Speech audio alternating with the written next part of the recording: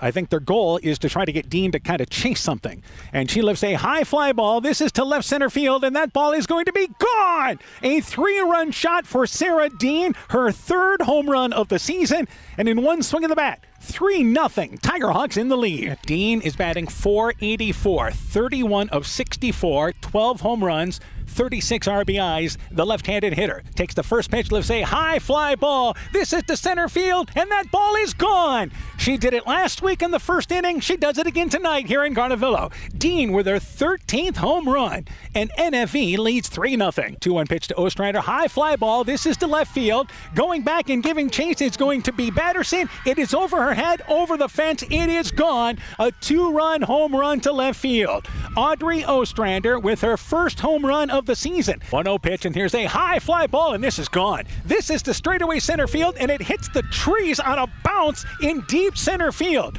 A 2-run blast, and I mean a blast hit by Schrader. Her 4th home run of the season. First pitch there to Willie. Willie hits a high fly ball. This is to deep left field. Giese on the run. That ball is over his head, and that ball is gone. Jaron Willie with a solo home run. And for Jaron Willie this year, that is actually home run number 1. And it's 2-1. Bulldogs take the lead. 1-2 pitch, breaking ball, swinging right through it is Castle. That is the 13th strikeout for Kiel. Welcome to the baseball softball season on KEDR AM and FM. It's baseball for you today on KEDR. In our featured matchup, North Fayette Valley visits Clayton Ridge Central. The Tigerhawks are still a young team that is showing promise the early part of this season. They look to keep on improving. For the War Eagles, they've had some tough early season games, but they have battled. They hope it pays off with a victory tonight. We'll bring you Game 1 of 2 with North Fayette Valley and Clayton Ridge Central. The On Deck Show coming up next on KEDR AM 1400 and FM 96.7. Central State Bank provides a complete line of lending services to help you get the best out of life. From home mortgages and equity loans to vehicle and personal loans.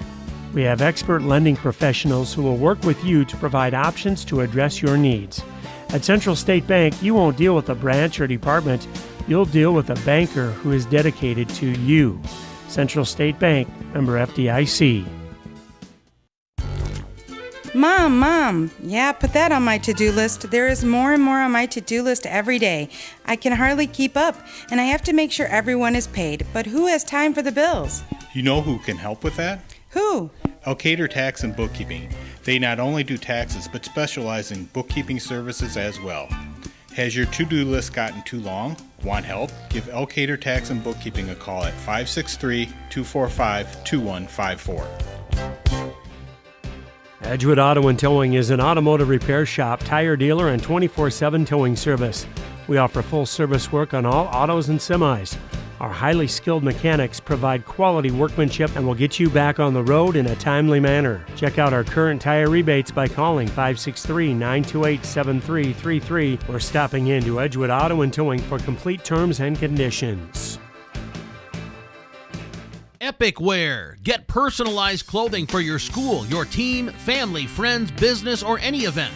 Epic Wear has a huge range of customizable apparel, trophies, and awards. They offer free design help or design your own apparel at getepicwear.com, and you can even set up a free website for your fundraiser.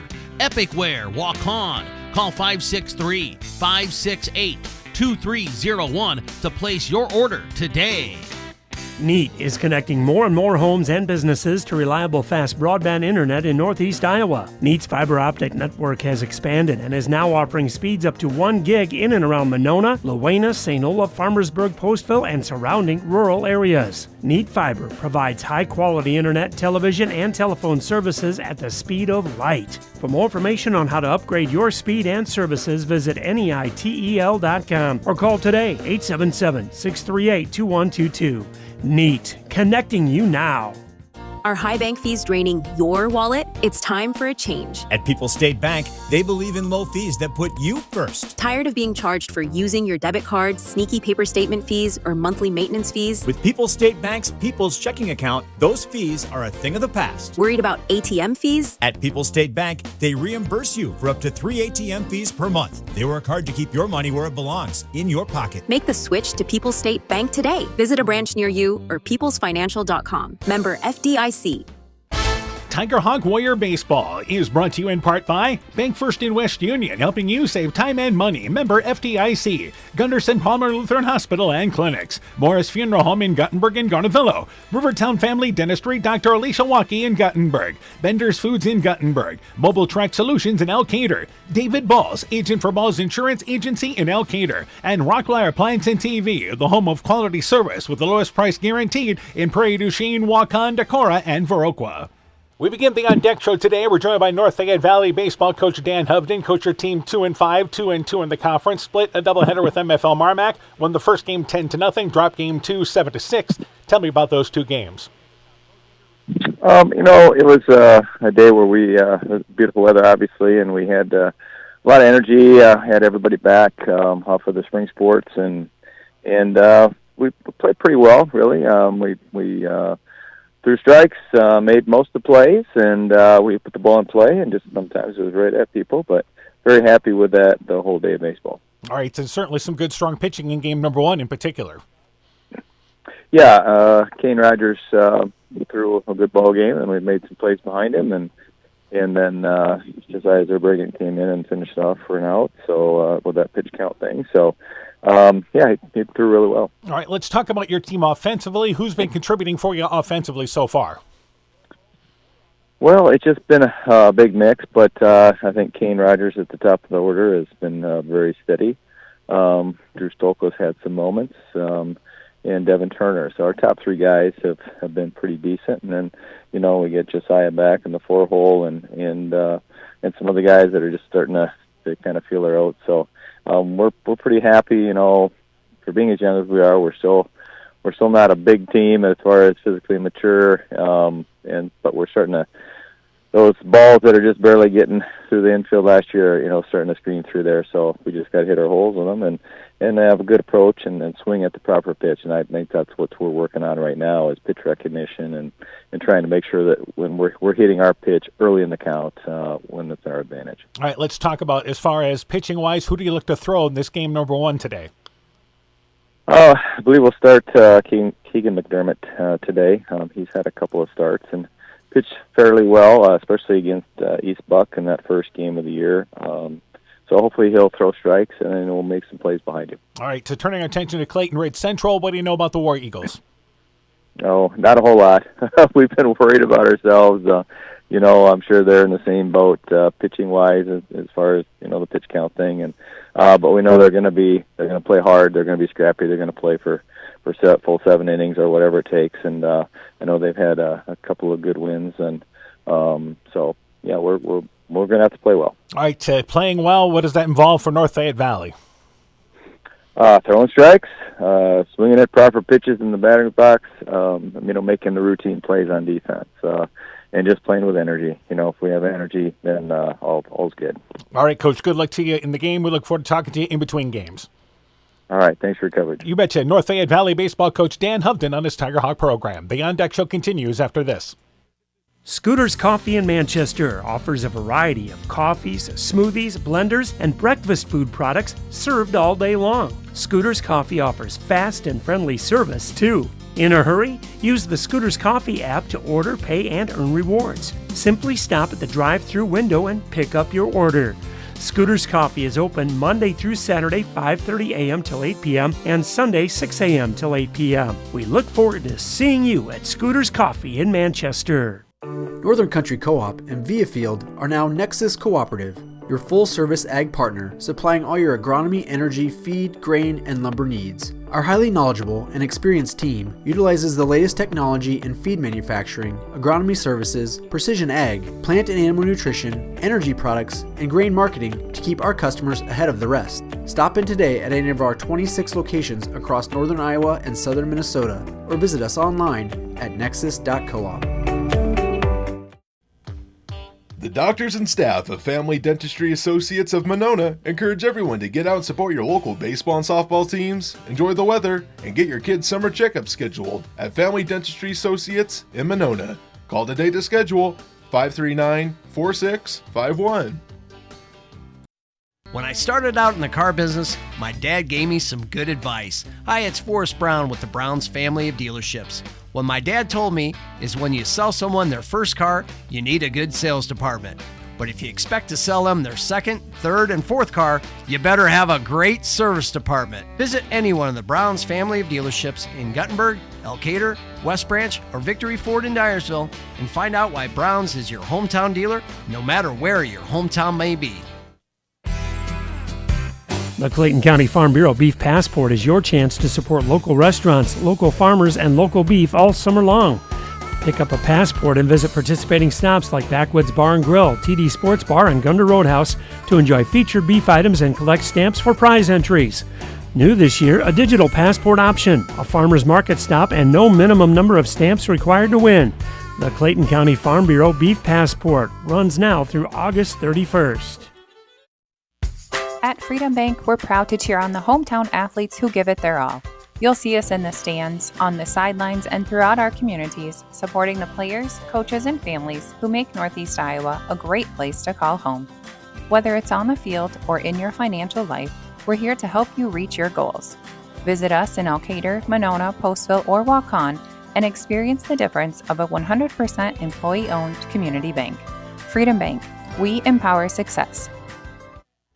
Tiger Hawk War Eagle Baseball is brought to you in part by Elkader Chiropractic Center, Dr. Jamie Hammersland, Innovative Ag Services in Elkader, Monona, and Waukon, Norbeast Farm Fleet in Northeast Iowa, Guttenberg Municipal Hospital and Clinic. Check out career opportunities at guttenberghospital.org. Rivals Inc. Custom Gear, Screen Printing, Embroidery, and online shopping at rivalsinc.com. Bruins and James Insurance, your Grinnell Mutual agent in Monona, and by Car Auto Group, online at karautogroup.com. We continue the On Deck show for today's game. We're joined by Clayton Ridge Central Baseball coach Casey Czar. Coach, your team now 1-4, 1-2 in the conference. Split a doubleheader with Key High earlier this week. Dropped the first game 11-10, won game 2 12-1. Tell me about those two games. Yeah, you know, in game 1 we had Owen Hammersland going for us on the mound, another one of our key arms that we have. He gave us a really good showing early. They jumped out to an early lead, so we turned the ball over to Caston Overbreckling, and he kind of kept us in it for a while there. Came down to the last inning where we had bases loaded, down 1 run. Just couldn't get the job done there. But the bats certainly came alive for us there, and it kind of led us into game number 2. Seth Kragel, our senior arm, probably our best guy, electric arm on the mound. I believe he punched out 10 or 11.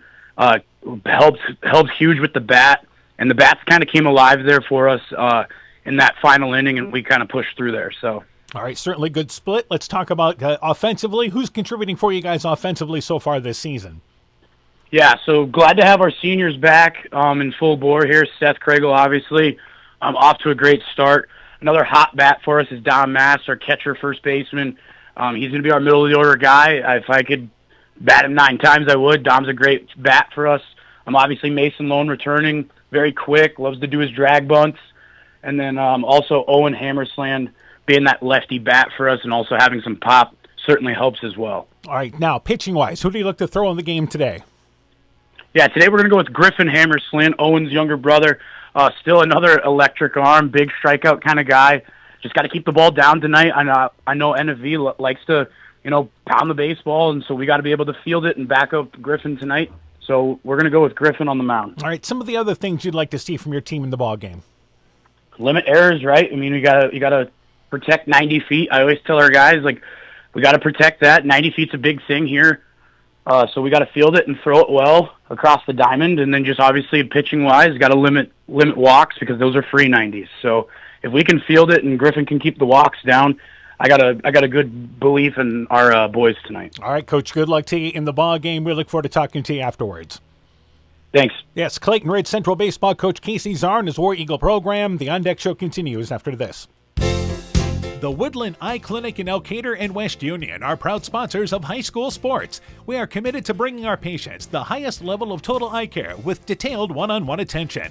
Our offices offer the newest technology and equipment with a professional team of experienced staff that is committed to you.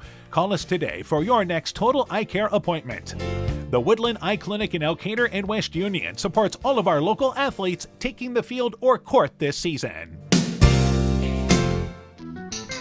This is Chris Holbert, General Manager of Hall Roberts Son Incorporated in Postville. We would like to wish the area student athletes both a safe and successful sports season. We have been a community-based company since 1864, servicing and supporting the area ag industry with products necessary for daily success. We look forward to continuing to serve and support both the ag industry and high school athletes in our surrounding communities. Thank you and good luck from the families at Hall Roberts Son. The vets and vet techs at Veterinary Associates of Clayton County offer a wide variety of services for all animals. We believe in treating every patient as if they were our own pet and give them the same loving attention and care they receive from you. Call our office at 563-245-1633 to make an appointment today. The Veterinary Associates of Clayton County are proud sponsors of Central Elkader Sports. Hey sports fans, take a time out to call Garms Financial Services for all your insurance needs. Whether you need auto, home, farm, health, crop, or business insurance, Garms Financial Services and Grinnell Mutual has you covered. You'll receive quality protection, expert advice, and local friendly service. Owner Brian Bugenhagen, along with his staff, look forward to serving all your insurance needs. Call them today for a free competitive quote. Garms Financial Services, located in Elkader and now also in Monona, your trusted choice agency. Looking for the best suppressors with seamless service? Interested in helping protect your hearing or have questions on the NFA process? Head to Stronghold Corp, your one-stop shop for premium suppressors and unbeatable expertise. Whether you're a seasoned shooter or first-time buyer, we can get the best brands and latest models to fit your needs. Enjoy hassle-free eForms electronic fingerprint processing with our state-of-the-art Cerberus live scan system. Contact us today by heading to stronghold-corp.com for more information.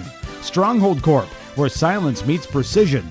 Boisier Lumber Company in Guttenberg and Elkader, your do-it-best rental center, handles Midland garage doors for residential, commercial, and agricultural needs. Midland steel garage doors provide the best all-around value when appearance, security, durability, and low maintenance are desired. Boisier Lumber and Midland Doors take pride in providing their customers with top-quality products and superb customer service. Contact Boisier Lumber in Guttenberg and Elkader, your do-it-best rental center for Midland overhead doors sales and service. Tiger Hawk War Eagle Baseball is brought to you in part by Furniture Showcase and All Wine, lighting showroom, flooring, furniture, and window treatments. Bacon Concrete in Postville, Fisk Farm and Home in Monona, Cresco, and Decorah. The Loena Savings Bank, member FDIC. Culligan Water Conditioning in Elkader. Clayton County Recycling in Monona. Myers Auto Service in Monona. TJ's Pizza in Monona and Claremont. Thompson Construction and Monona Overhead Door. And Grow Logs and Lumber in Elkader. Timber is a crop. Harvest wisely. Good afternoon, everybody. How you doing? Dan Barons along with Coach Mike Sass. We welcome you to Garnavillo High School Baseball today on KETR. It is North Fayette Valley and Clayton Ridge Central, War Eagles and Tiger Hawks. Both these teams still young as we start the early part of this season. Clayton Ridge comes in 1-4, the victory against Keyhigh in their second ball game the other night. And North Fayette Valley comes in 2-5. They're 2-2 in the conference. Clayton Ridge Central is 1-3 in the conference. And for North Fayette Valley, they got a split of their ball games against MFL Marmac on Tuesday night, just like Clayton Ridge Central did against Keyhigh. Young kids thrown in the ball game tonight. Let's start talking about first off for North Fayette Valley. Yeah, should be a good matchup tonight. Like you said, a lot of youth on both sides. It just seems to be kind of the way it is in baseball and a lot of softball teams anymore. But yeah, I think we've got McDermott throwing for North Fayette Valley tonight. Is that correct? Yep, that's correct. This is kind of a late change for them, but Keegan McDermott is starting in this ball game tonight. It will be Griffin Hammersland starting for Clayton Ridge Central, and I think it's safe to say that with young kids, and you look at the stats, the walks can be a little high compared to the strikeouts, but throw strikes. Yeah. That's the number one thing. And we talk about that every year. If you throw strikes and don't make errors, you're going to have a good chance to win just about any game you play. Yeah, and it gives you an opportunity, make them hit the ball, because a walk is one of those deals of they're going to end up scoring. Yep. And as aggressive as Clayton Ridge Central is on the base paths, that will certainly be a key. As meanwhile, North Fayette Valley not quite as aggressive on the base paths, but they have struggled offensively early part of the season. You mentioned Keegan McDermott getting the start in this ball game. He is 0-2 on the season, has thrown a total of 5 innings, though. Hasn't given up an earned run, but he's walked 7 and struck out 5. We mentioned that Griffin Hammersland will start on the mound for Clayton Ridge, and again, he is a sophomore starting for them.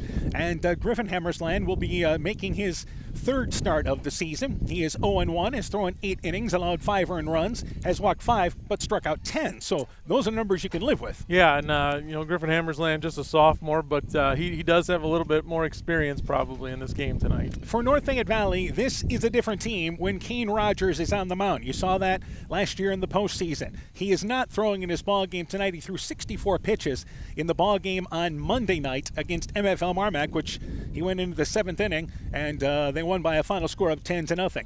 But now he still has his arm involved in this ball game, leading off and is the catcher. Yeah, and maybe that's kind of a blessing in disguise for North Fayette Valley. Maybe he'll be able to keep the Clayton Ridge Central base runners in check a little bit with that strong arm behind the plate. Maybe Coach Hovden was thinking of that too tonight. Yeah, and Rogers, by far their leading hitter at .350. As a team, North Fayette Valley only hitting .215, and part of that comes with the youth. Yeah, definitely. It's just something you can't teach is experience, and if you haven't seen a lot of high school pitching, it takes some time to get used to it. And Rogers, of course, is just a sophomore. Devin Turner having a very good year for them as well, batting over 300 on the season. Josiah Zerbriggen, kind of with the success of the soccer team this season, kind of just joining them recently, but batting .286 on the season. Jamison Tilleris is batting .273 on the season there for North Fayette Valley, and again, we're talking all young kids there. Yeah, that's what we see, just a lot of youth in high school baseball anymore. It's nice to see when you get some seniors sticking it out to the end. Clayton Ridge Central having a better season offensively, batting .260 as a team, but again, you're led by some seniors, and Dom Mast is their leading hitter, .462 on the season. He's driven in a few runs for them, and he is the catcher for Clayton Ridge Central.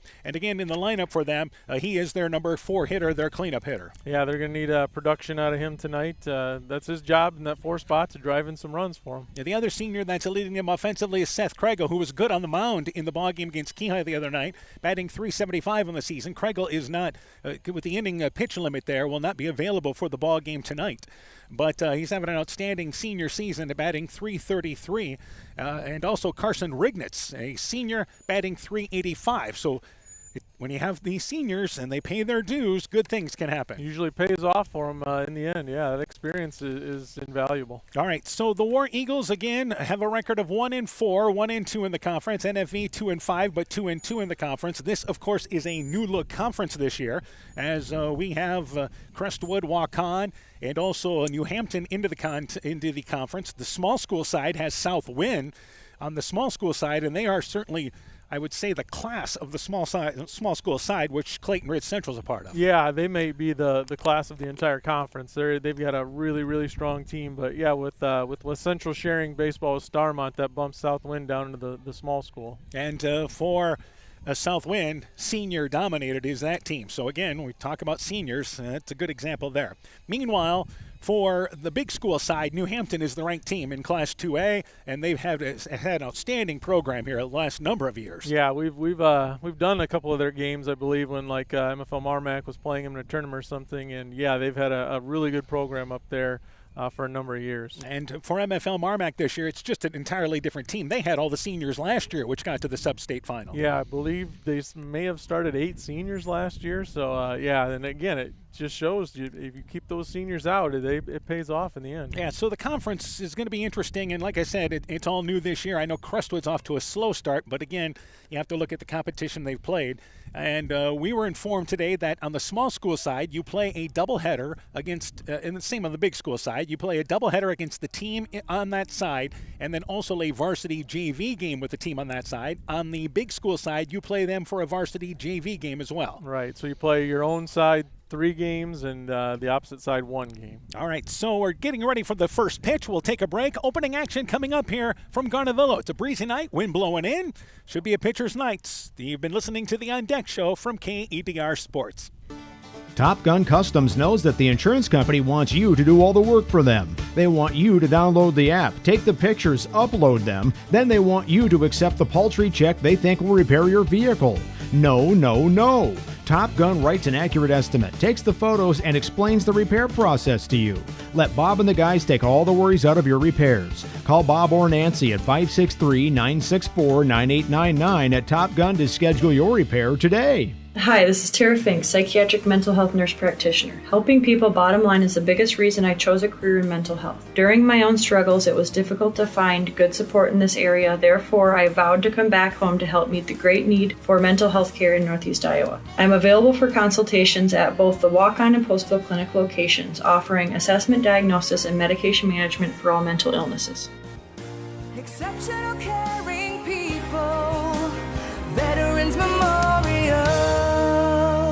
Inspiring changes to a happier, healthier you is what we do at Clayton Drug. We are committed to helping you achieve the highest quality of life possible. We are a full-service pharmacy offering services such as med packing to your home or mail delivery and online prescription refill. We also offer a cash pricing program on name brand and generic prescriptions. Call 563-245-2530 to find out more. Clayton Drug, connecting the communities of Elkader, Strawberry Point, and Sumner to serve us all in between. Hi, this is Cody from Torkelson Motors in Elgin and Walk-On. At Torkelson Motors, we believe that student involvement in activities is a great way to help grow our communities, and we are proud to help sponsor this game for your enjoyment. We've been serving Northeast Iowa since 1926 and appreciate the business that our customers have given us and the support they provide to our area schools and communities. So the next time you are in need of a new or used vehicle or a repair, stop into Torkelson Motors. We've been selling cars the old-fashioned way with a friendly smile and a handshake right here next door in Elgin and Walk-On.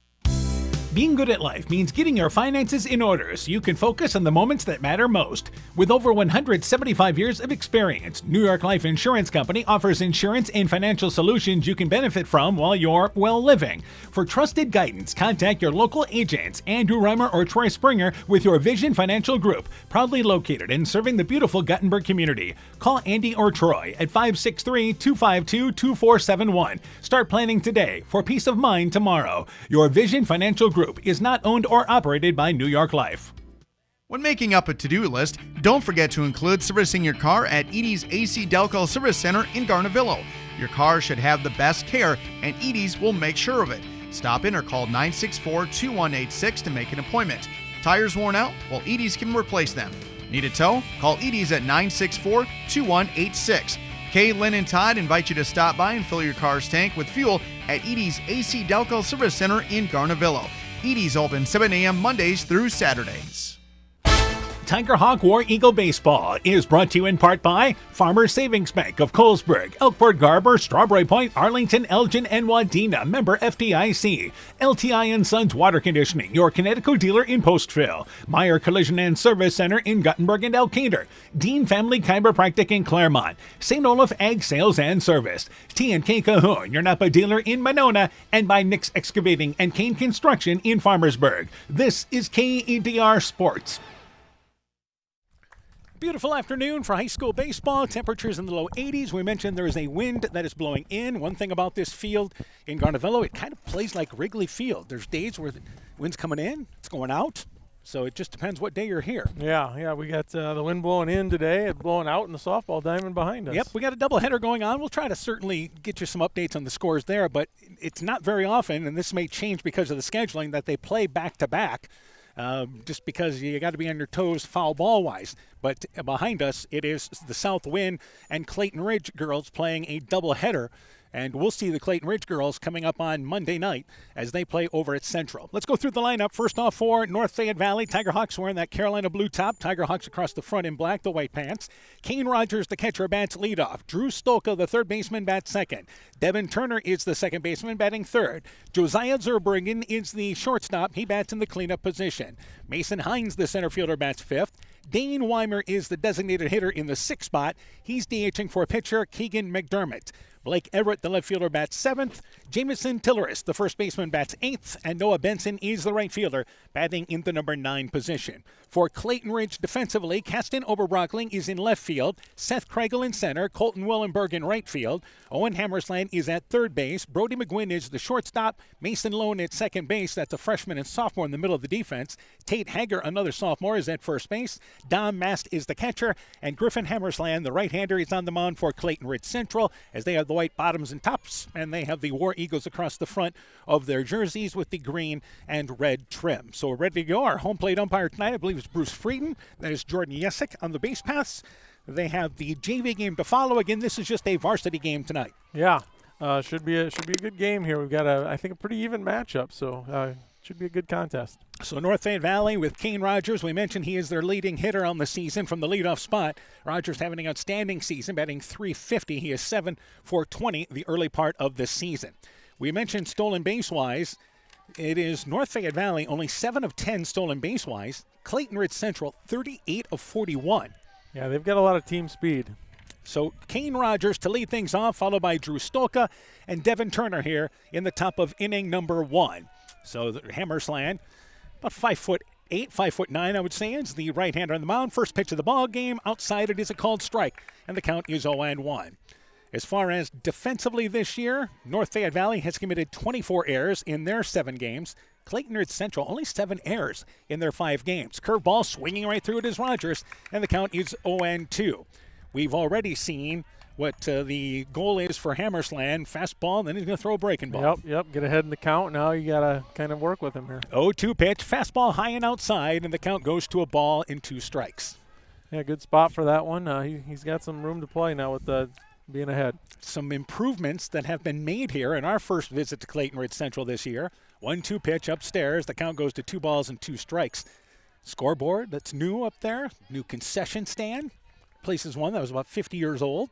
And fixed up the softball and baseball facilities quite nice here. 2-2 pitch. Rogers follows it up against the backstop, and the count is 2 balls and 2 strikes above the netting ahead of the backstop. So the count goes to 2 balls and 2 strikes. Yeah, a lot of nice improvements with the cement work and all sorts of different things here. And you see that they've planted some grass that they're still trying to deal with. But yeah, it's certainly a nice looking facility. 2 balls, 2 strikes. Ducking is Rogers on a fastball that was inside. Count goes to full, 3 balls and 2 strikes. Yeah, nice job by Rogers here to work the count back to full. Yeah, fell down right away, 0-2. And Rogers here looking at a full count. And working from the windup, by the way, is Griffin Hammersland. And the infield at the edge at third base yet. 3-2 pitch. Rogers fouls that one down the right field line. That'll make it out of play. Way on the foul ball territory there, almost into the weed area. And we'll do it again with a full count.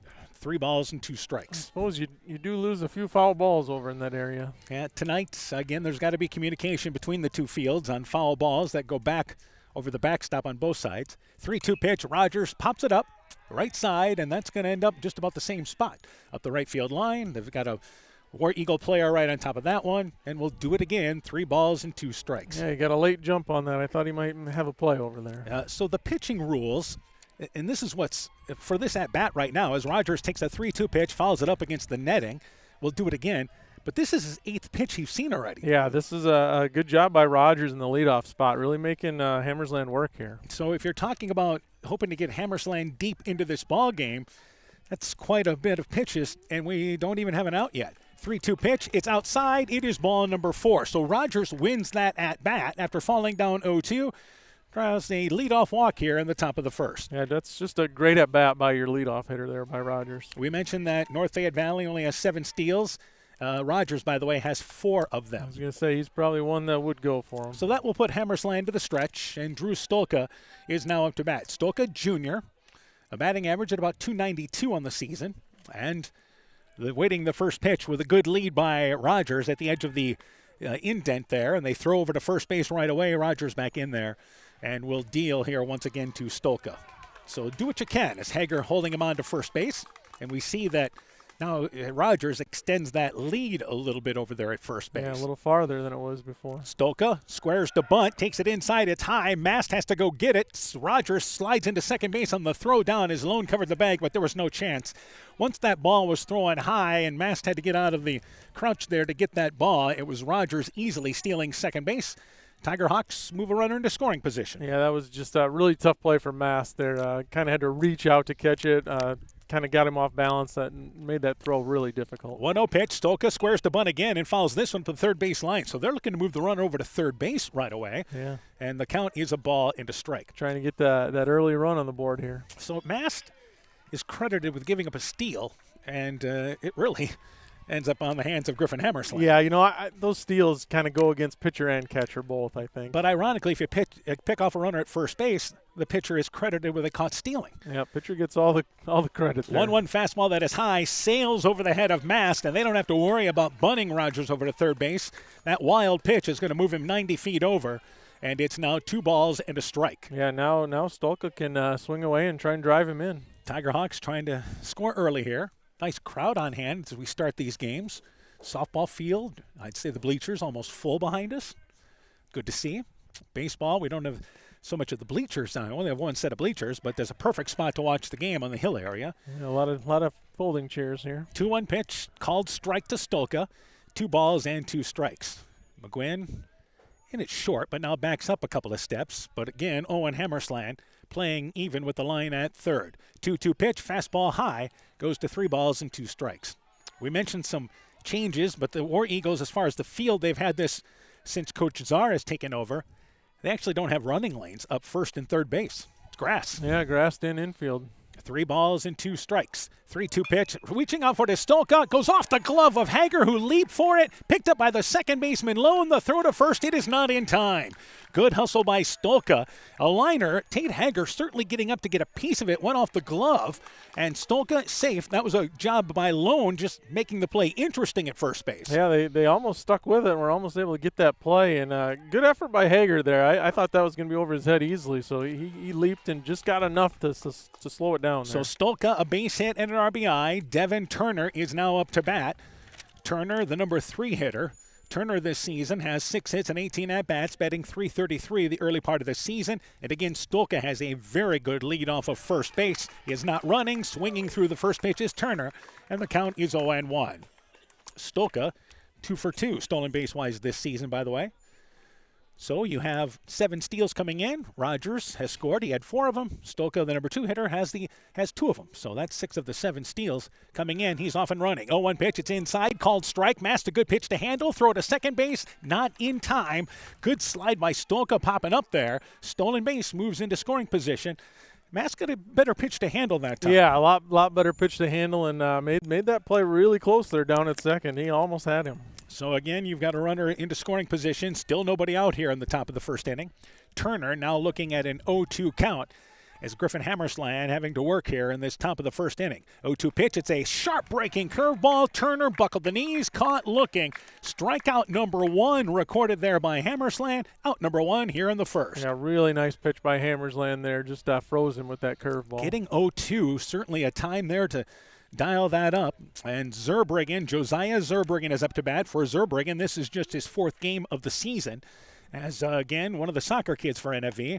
Pitch inside as it looked like Hammersland tried to throw a breaking ball there, but that pitch sailed up high, and the count goes to 1-0. Yeah, tried to come back with that curve again, but that one just didn't break for him. So Zurbriggen, runner at second base. Lone holding the runner at second, now gets away as that pitch is outside, and the count goes to 2-0.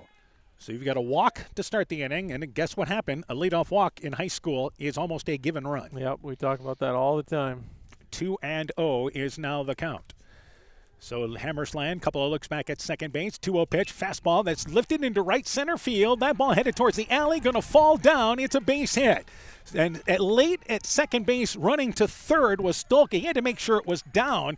He'll get to third base and have to stop there. But Zurbriggen has his 3rd hit of the season. Now runners on the corners for North Fayette Valley. Still nobody out here in the top of the first. Yeah, nice piece of hitting by Zurbriggen. Just lifted it over the second baseman's head. And like you mentioned, Stolka had to wait just to make sure that it wasn't caught. And I think part of the conversation with Stolka that he's having right now with Coach Hovden is he needed to be aware of what Coach Hovden was telling him. Yeah. Pick up your third base coach there, and he'll let you know what's going on. And Coach Hovden would have had a far better view of where that ball was heading. Exactly. But he still got over to third base, third and first. Mason Hines up to bat. First pitch swings right through it. The count is 0-1. So the 5th hitter in the lineup, Mason Hines, has actually 6 at-bats, and again, this is only his 4th game back for North Fayette Valley. So yeah, a lot of these soccer players haven't played a lot yet this year. The soccer team for North Fayette Valley did get to the sub-state final this year, 0-1 is the count to Hines. Off and running at second base is Zurbriggen. Mass throws it down, but coming into the edge of the infield is Lone. He's going to cut it off there, but staying at third base, reading it well was Stolka. Zurbriggen goes into second base standing up, and the pitch was 0-2, a called strike to Hines. So now 2 in scoring position for North Fayette Valley with 1 on the board. And Griffin Hammersland delivers the 0-2 pitch, breaking ball inside. The count is 1-2. If Hammersland had better control early in this game, an 0-2 pitch, a lot of times you see like a high fastball, then go away with the curveball. Right. Set them up with something. 1-2 pitch, called strike 3 on the outside. There's the fastball, caught the corner of the plate.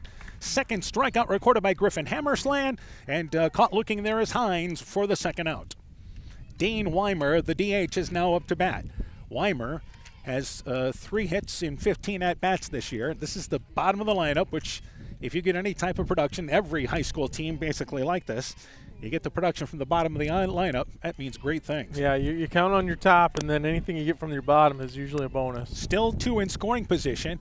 War Eagles got a chance to get out of here with only a run given up. Yeah, that'd be good. That'd be huge for them. Pitch inside to Weimer. The count goes to 1-0.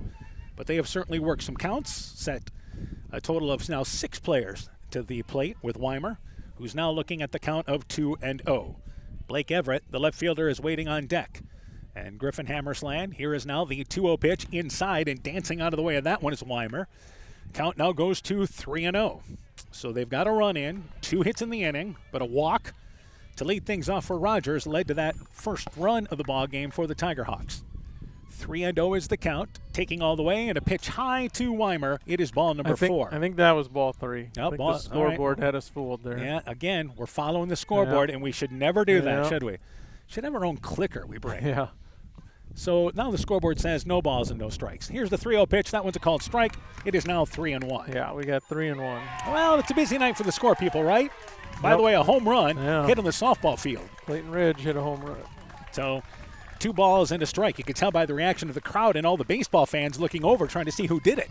3-1 pitch fouled up the stairs, and it goes to 3 balls and 2 strikes, hit the top of the netting. By the way, that now makes the game 2-2, and they're still in the first inning. Yeah, and then like we said, the wind would be blowing out on the softball diamond, so get one up in the air, you got a chance to hit one out. For Clayton Ridge, they played at Turkey Valley the other night. That's a hitter's park. Yep. 180, basically, and then 210 to center field, just like the Clayton Ridge field is. 3 balls, 2 strikes. Taking the pitch high for ball number 4 is Weimer. So there's the walk finally. Second walk of the inning issued by Hammersland, and that brings up Blake Everett. But now the base is loaded with 2 outs. Mast, the senior, takes time to go talk to his pitcher. Yeah, good job there by Mast. And, Hammersland's thrown quite a few pitches this inning already. And obviously you're going to see more arms as the game goes through. Clayton Ridge Central almost given now that they're going to have to go deeper into their pitching repertoire, knowing that they play Southwind tomorrow night. Yeah. So first pitch now to Blake Everett. Everett takes a fastball upstairs. The count is 0-1. Everett this season is 2 for 15, the number 7 spot in the lineup. Bases loaded, 2 outs here, top of inning number 1. And nobody being held. Pitch, fastball outside. The count is a ball and a strike. That's the location that Hammersland looking to hit. Yeah, just live right there on that low outside part of the plate. That'd be a tough ball to hit. 1-1 is the count. And the 1-1 offering, breaking ball that just stayed upstairs, just didn't snap it off well.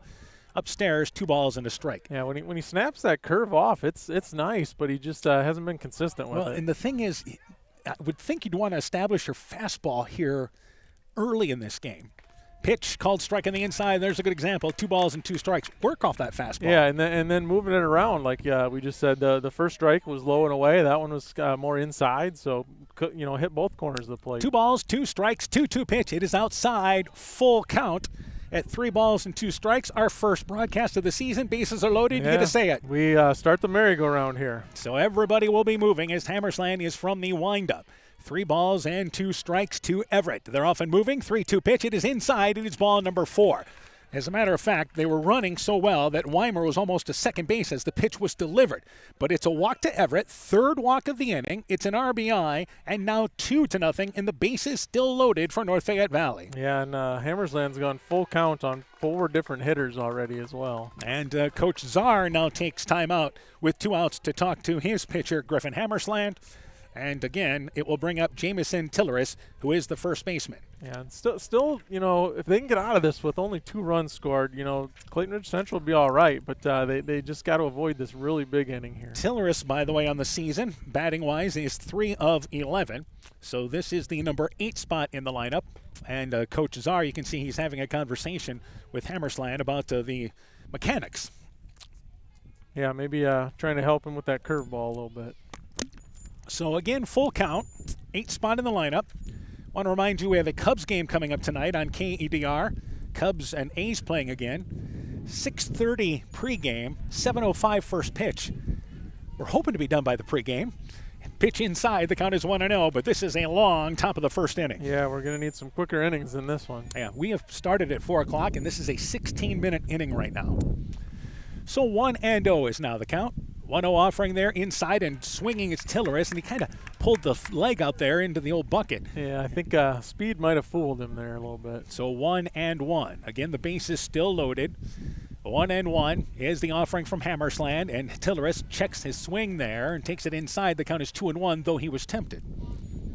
So 2 balls and a strike. Again, at third base, Zerbergen. Weimer is at second base. Everett is, of course, at first base. 2-1 pitch, fastball. Tillerus pops it up. That'll make it out of play down the first base line, and we'll do it again now at 2 balls and 2 strikes. But you're right. If Griffin Hammersland gets out of this inning, this could have been, it's already a crooked number, but it could have been a lot worse. Yeah, I think if you're Clayton Ridge Central and you get out of this half inning with only 2 runs given up, you're feeling okay. 2 balls and 2 strikes, evened up. North Fayette Valley has action on their sideline only because it's their starting pitcher getting loose. 2-2 pitch, high fly ball. This is to left field. Coming in is Oberreckling as he moves in towards left center field. Makes the play with one hand. Tillerus flies out to left field, and that does it for the Tigerhawks in the top of the first.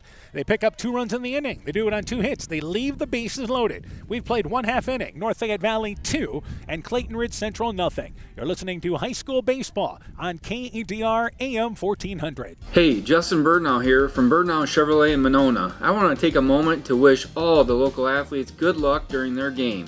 You have worked incredibly hard and it shows during each game. Myself and the entire Birdnow Chevrolet of Monona team is wishing you all that you do your best and good luck.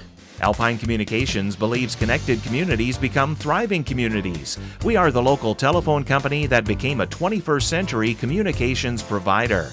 Alpine provides internet, television, cellular security, and telephone too. We promise personal, timely, reliable service from people who live here. When you choose us, we all thrive. Connect with Alpine Communications today. Click alpinecom.net or call 563-245-4000. Spring means the start of landscaping and construction season. Before you start any projects, make sure to get your utilities located and marked, including your fiber optic internet lines.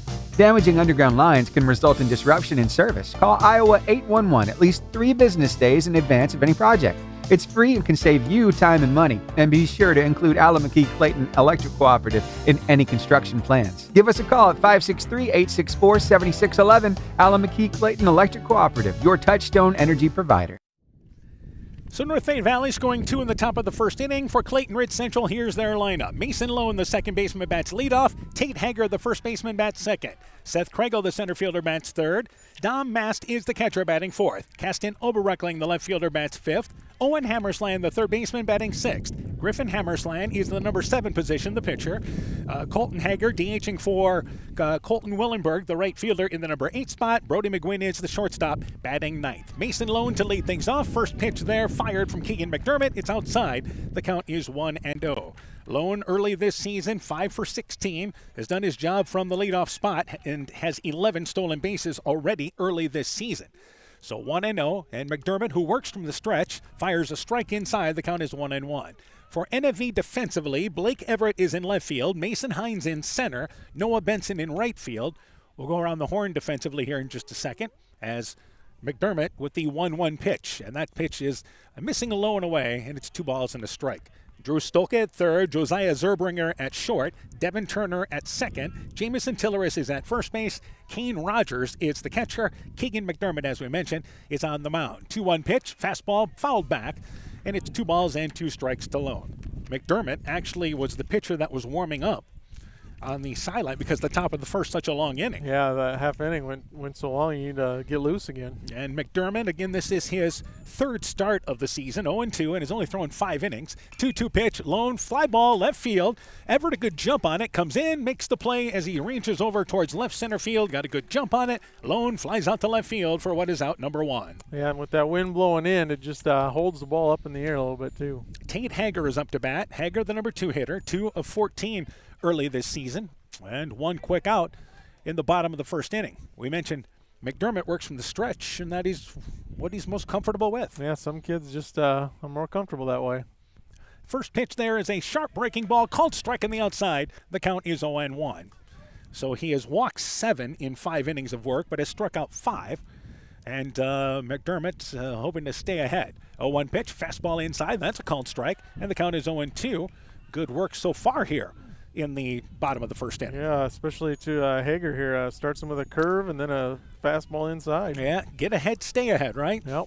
0-2 is now the count. 0-2 offering, and that's a breaking ball, slow bouncing ball. Shortstop Zurbriggen fields it towards the edge of the grass. Low throw, trying to dig it out, and unable to is Tilleris. The ball gets by, and Hager will have to stay at first base. He took a turn as if to go towards second, but Zurbriggen fielded it nice, but Tilleris had the throw just kind of chew him up. There was no opportunity really to get that scoop by Tilleris, and a 1-out base runner here for Clayton Ridge on the throwing error. Yeah, a little bit of a tough throw there, a little bit on the short hop, and Zurbriggen, Tilleris couldn't quite scoop it. And Zurbriggen did a good job getting to the ball, had time, yeah, by the way. Good job with the glove, just got to bring that throw up just a little bit. So Seth Kregel is now up to bat, the number 3 hitter, and off and running is Hager. Throw to Rogers there, throw to second base. It is not in time. Hager was actually taking off before the ball was even delivered. So Hager goes into scoring position, stolen base wise, and that's his 4th stolen base of the season. Kregel, 8 at-bats, is 3 of 8, and this is his 3rd game. Remember, the Clayton Ridge seniors were gone on their trip to Florida. 0-1 curveball, high fly ball, got the inside of that one, towards left center field, and on the run is going to be Hines and Everett. It's going to fall in between them and roll towards the fence. Kregel goes into second, the throw to the plate, and dead to right at the plate is Hager. An outstanding relay. They got it into the shortstop Zurbriggen, who fired a strike to the plate. Hager had first slide, not in time, and a big out number 2 at the plate when it looked like Hager would maybe have scored easily. Yeah, just a really good relay there by North Fayette Valley, and I think a little hesitation maybe around third for Hager. Could have made it maybe a little bit closer, but give North Fayette Valley credit on that relay there. So Dom Mast is up to bats with 2 outs, and Mast, one of the leading hitters for the War Eagles, takes the pitch outside. The count is 1-0. He is 6 of 13 early this season. So Kregel, a double, hit the ball into left center field, and again, that ball was near the fence where it was picked up. 1-0 pitch, curveball, bouncing ball. Zurbriggen fields it towards the right. Long throw across the diamond. That one high over the head of Tilleris. Scoring from second base will be Kregel on the air.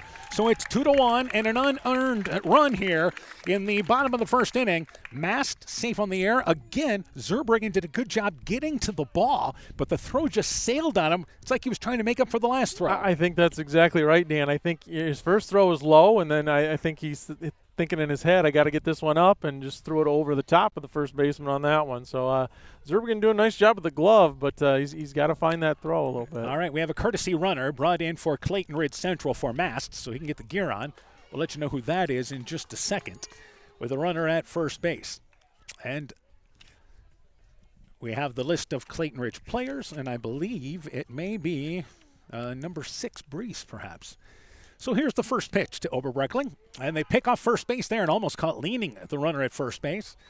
And the count goes to, we don't have a pitch yet, but it looks to me like you're going to see Brees be aggressive on the base paths as well. I believe it's number 6 out there. Is that right? Yeah, I can't quite tell, but I think you might be right. And again, he's off and running. Throw to Rogers. High throw, and that ball is going to go over the head of the second baseman Turner covering the bag, but it's backed up by the center fielder Hines along with Zurbriggen, and the runner goes into scoring position there with a stolen base. So now you've got a runner in scoring position. Oberbreckling taking that pitch there for a ball. The count is 1-0.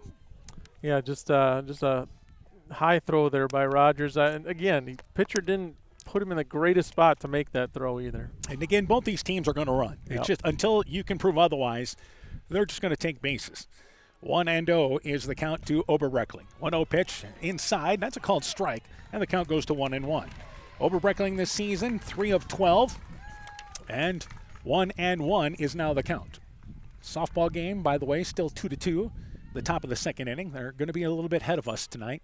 Probably way ahead of us, to be honest with you. 1-1 pitch, and that ball popped up right side. Tilleris comes in. The right fielder now comes in towards the edge of the infield, and Benson able to camp underneath it about 20 feet behind the edge of the infield, makes the play. Oberreckling flies out softly to right field for the third out of the inning. For the Eagles, 1 run, 1 hit, helped up by a couple of errors. 2-1, NFV the lead after 1. Strawberry Building Supply offers all your building materials for residential and commercial projects. Whether you're building from the ground up, remodeling your home, or a weekend project, we have the materials you'll need. We are an authorized Milwaukee dealer for all your Milwaukee tools. Strawberry Building Supply also has everything you'll need for your pets and livestock. Stop into Strawberry Building Supply today at 413 West Mission Street, Strawberry Point, or call 563-933-4579. If you feel lost in the big chain store pharmacies, take the time to stop at a Nightingale Drug and visit with us about our services, such as one-on-one consulting, free local delivery, competitive pricing with most insurance plans, and Medicare accepted. We'll make the transition quick and easy for you. Come to the people you know and trust. Nightingale Drug and Gift Shop, your small-town family-friendly business in Guttenberg. Health Mart, caring for you and about you. Tiger Hawk Warrior Baseball is brought to you in part by Bank First in West Union, helping you save time and money. Member FDIC, Gunderson Palmer Lutheran Hospital and Clinics, Morris Funeral Home in Guttenberg and Garnavillo, Rivertown Family Dentistry, Dr. Alicia Waukee in Guttenberg, Bender's Foods in Guttenberg, Mobile Track Solutions in Elkader, David Balls, agent for Balls Insurance Agency in Elkader, and Rockline Appliance and TV, the home of quality service with the lowest price guaranteed in Prairie du Chien, Waukon, Decorah, and Viroqua. Again, 2-1 at the end of 1. It'll be Noah Benson in the top of the lineup. Kane Rogers and Drew Stolka, 9-1-2. To lead things off in the top of the second inning, North Fayette Valley, the early lead of 2-1. They left the bases loaded in the first, and the Eagles leading a runner in scoring position in the bottom of the first. Trying to bunt was Benson, and he tried to race up as that ball came outside, did not get to it, and the count is 0-1. Yeah, just a tough pitch to bunt there. Benson, the number 9 hitter, 3 of 17 early this season. 0-1, Griffin Hammersland had to work in that first inning inside there, and it goes to a ball and a strike. Some of the scores we have seen early this season, you just never know what kind of game you're going to get. Yeah, it seems it's either 2-1 or 15-10. Well, and here's a 1-1 pitch. The count, I believe, should be 2-1 now. 2-1 is what I have. Wrong. Yep. But it's a case like Clayton Ridge Central and Keyhigh played an 11-10 ball game the other night. Edco and Springville played the game of the year. 2-1 pitch, swinging through it is Benson. It's 2 balls and 2 strikes. Springville won the first game 16-14. Edco won the second game 22-14. Not often you score 14 runs and lose. 1-2 pitch, jammed inside, trying to turn is Benson, cannot get to it. It is strikeout number 3 for Hammersland, out number 1 here on the top of the second. Good job by Hammersland. Getting that first out is big. Let's see if War Eagles can put up a 0 this half inning. So getting back to those high scores, I was thinking about this. If you're Edco, you scored 36 runs in 2 ball games. And if you play like 22 ball games in a season, and there's a breaking ball upstairs, that's automatically going to give you a run and a half. Yeah. Without playing any other games this season. Yep, just it's weird how that all can work out. So at the end of the year, they're going to have these stats that say we scored 7-8 runs a ball game, and most of them came in 2 games. Yep. 1-0 pitch, strike on the outside. The count is 1-1. We are hoping we do not get that type of ball game. North Fayette Valley was involved in a ball game against Lisbon, but that wasn't good for the NFV side. That was 22-3. Ball fouled up against the backstop. The count is a ball and 2 strikes. Yeah, we don't want to see anything like that either. No, that makes for a long night. Even though we're in the afternoon start for this ball game today. Again, in the conference, it is Clayton Ridge Central, North Fayette Valley, and Turkey Valley that don't have lights. 1-2 pitch jammed, and that ball fisted towards right center field, going to fall in for a base hit.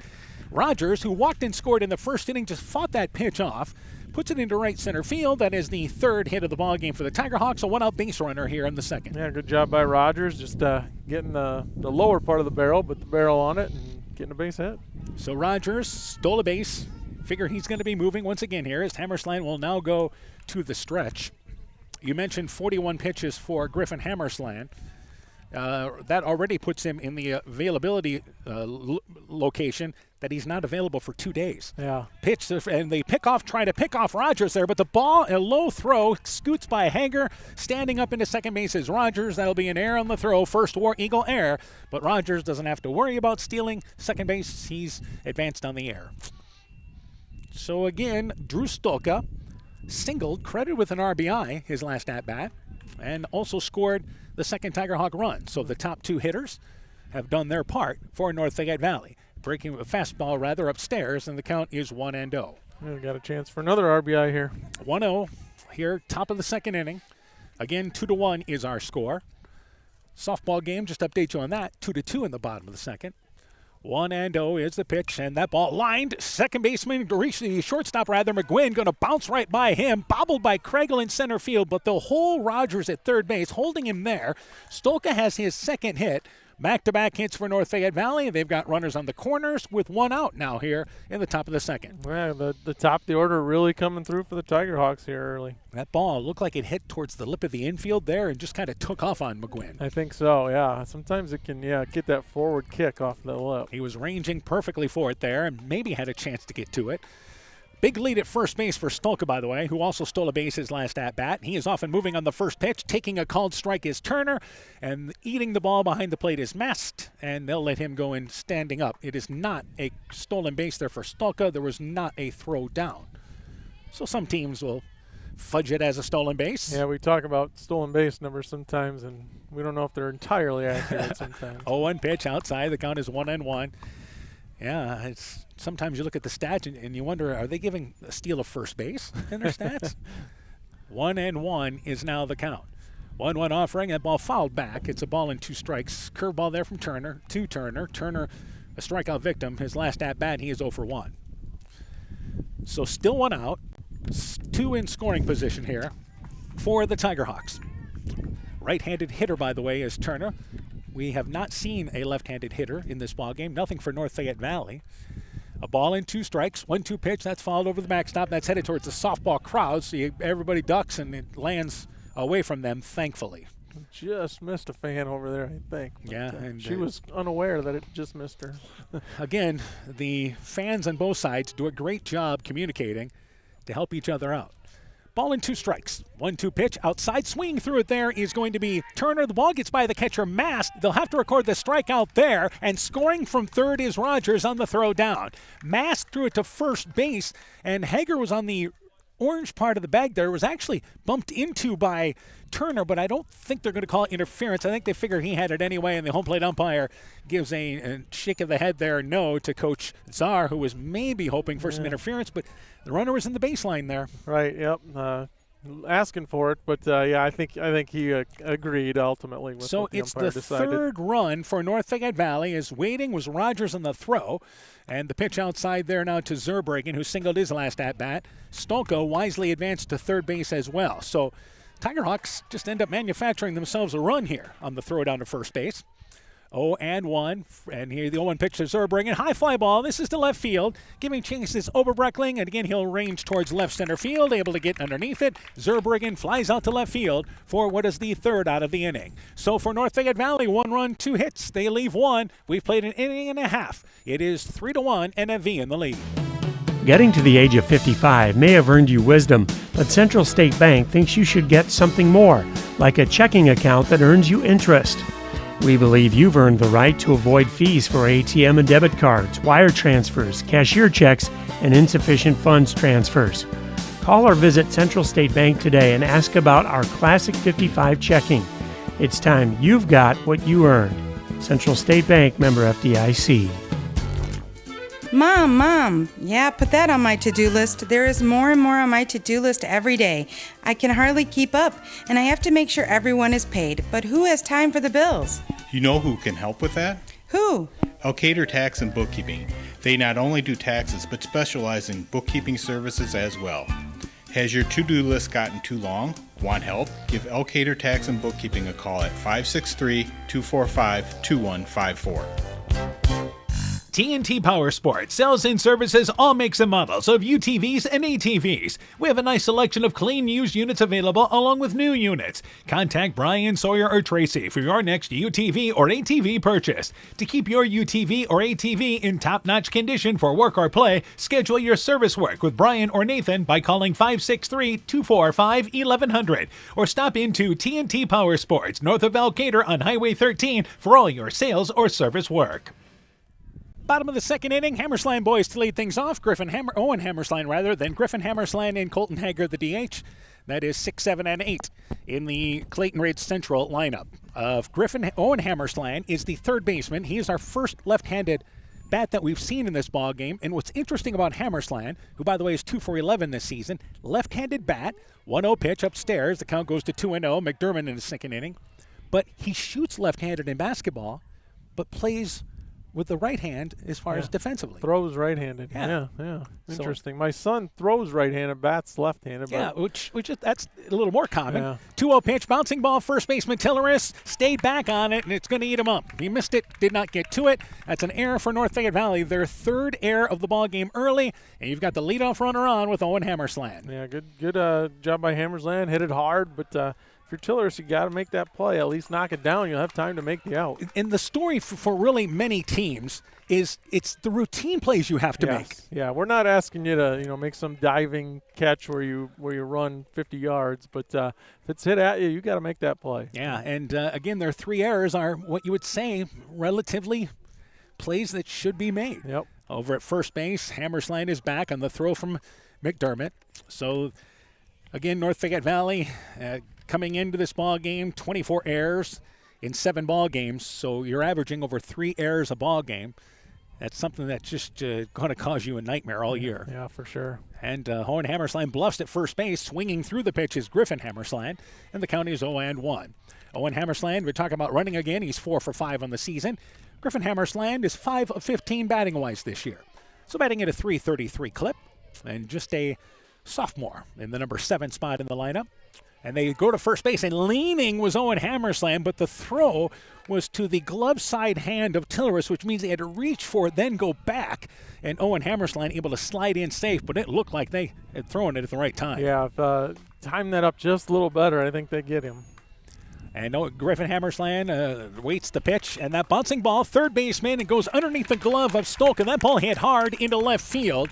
Hammersland Owen goes to second base. Griffin Hammersland, give him credit with a base hit on that. Runners on second and first, and nobody out for Clayton Ridge Central here in the bottom of the second inning. Ball went underneath the glove of Stolka, but that was hit hard. That one was. That was a rocket. So we can excuse those a little bit. Those are the ones you'd really like them to make, but some of these other ones you have to make. If you had an official bookkeeper, you probably put it as an error. But if you're keeping stats and you're North Fayette Valley, or you put it as an error, Clayton Ridge Central has a hit. Yep. Pitch upstairs now to Colton Hager, the DH, and the count is 1-0. So 2 on, nobody out here for the War Eagles. And if you're talking about staying aggressive on the base paths, Clayton Ridge Central, I don't think in this situation, but they've been known to run double steals from time to time. Looking to bunt is Hager, takes the pitch outside. It's going to scoop by Rogers. He was squaring to bunt, but it's going to scoop by Rogers. It'll be a wild pitch outside. Owen Hammersland to third, Griffin Hammersland to second, 2 in scoring position with nobody out. Yeah, and sometimes just squaring up, pitcher starts thinking, what do I got to pitch here? Where do I got to go? What do I got to do? And can lose your focus a little bit. Colton Hager, only 3 at-bats this season, one of the War Eagles seniors. They have them in the starting lineup in this ball game tonight. 2-0 pitch, fastball downstairs. The count goes to 3-0. So Griffin Hammersland struggled in the first inning, had a better second inning, and McDermott had certainly a decent first inning, but now struggling here in the second. 3-0 is the count. Taking all the way is Hager. It's a called strike on the outside. The count is 3-1. Yeah, the bottom of the order here doing some work for the War Eagles. And they put the ball into play. Good things happen. Hager DHing for Willenberg, by the way. And second and third, there's a pitch inside. Hager takes it. No, it hit him, but it would have been ball 4 anyway, but it'll go down as a hit by pitch. It just grazed looked like inside shoulder area. So bases are loaded. Brody McGuinn is the shortstop. McGuinn bats left-handed. So for the War Eagles, you have Owen Hammersland and Brody McGuinn as their left-handed bats at the plate. And McGuinn, this young season, 2 for 11. High curveball upstairs. The count is 1-0. That was almost close to an Ephus pitch. Yeah. So neither pitcher really able to establish a curveball consistently in this game. Nobody out for the War Eagles. 1-0 is the count. 1-0 fastball fisted into left field. On the run is going to be Everett. Everett makes the play near the run. They'll tag the runner from third. Throwing all the way home is Everett. It's coming up the line and making the play is Rogers, who throws it down to third base to Stolka, and trying to advance was Griffin Hammersland, throwing out at third base for it ends up being a double play. War Eagles score a run, but a heads-up play by Rogers, the catcher. There was no chance as Everett airmailed it from left field, missed the cutoff, but Rogers came up the line, nearly halfway up the line, and threw a strike to Stolka, who got back to third base. Griffin Hammersland out at third for out number 2. Yeah, and there's where, that aggressiveness, sometimes it really pays off for Clayton Ridge Central, but they're cost them a little bit. So McGuinn is a sacrifice fly and an RBI. Hager stayed at first base the whole time, but again, Griffin Hammersland throwing out. If you're scoring at home, that's 7-2-5 is how that's recorded. And squaring to bunt is Lone, and Lone takes that pitch, tried to bunt it, missed it, and the count is 0-1. Lone flew out to left field, his last at-bat. So Everett made the play in left field, and Rogers, that's the special defensive plays you look for. Yeah, those are the ones you don't count on that are kind of a bonus. 0-1, Hager leaning, but he's able to get back into first base standing up. Wasn't a big lead. Yeah, good thing he wasn't a big lead because, like you said, he was leaning there. So McDermott, who got into trouble because the defense had let him down, the defense now trying to get him out of this inning. 0-1 pitch, and that's a curveball outside. Rogers looks down to first base. Hager heads back to first base. Have you noticed the War Eagles, when they lead, there's a little bit of a couple extra step or two? Yeah, they kind of jump almost, which, I don't know. If you get caught in the air, that's tough. But 1-1 is the count. And again, you see Hager just kind of dancing a little bit. 1-1 pitch, bouncing ball foul behind the plate there, went off of Rogers' glove, so he was able to knock it down. And it goes to a ball and 2 strikes. Yeah, I think when you play the really good teams, and you've got pitchers that have really good pickoff moves, it's going to be trouble. Yeah, I think they can get caught a couple times on that. Ball and 2 strikes is the count. And Hager again jumps, not going. 1-2 pitch outside. Ball dropped by Rogers. Hager a late start. He's going to go to second. The throw was in time, but it took a bounce in front of Turner. He was unable to pick it up. It'll go into center field where it's backed up by Hines. But Hager goes into second base there, and what ends up being a pitch in the dirt, a nice wild pitch, and Rogers did a good job keeping it close. Yeah, he kept it in front of him nicely and just got to make a little bit stronger throw, and they probably get him there. So Mason Lone is up to bat. The left, again, is 0 for 1 as he flew out to left field. 2-2 pitch, it's upstairs. Count goes to full. 3 balls and 2 strikes. We have played 2 innings, and both teams have had the top of the lineup up in both innings. Usually it leads to a lot more runs. Yeah, left a lot on base so far in this 3 game. balls and 2 strikes to count. McDermott's 3-2 pitch. Fastball outside. It is ball number 4. Now that's just the first walk issued by McDermott. But there's runners on second and first now here with 2 outs. And Tate Hager, the first baseman, is up to bat. Hager, safe on an errand score, actually looked like he was going to score a run, but there was a relay for North Fayette Valley. Despite the fact they've had 3 errors in this ball game, they have had a couple of defensive plays, and one of those was getting Hager at the plate. Yeah, those relays have really saved him.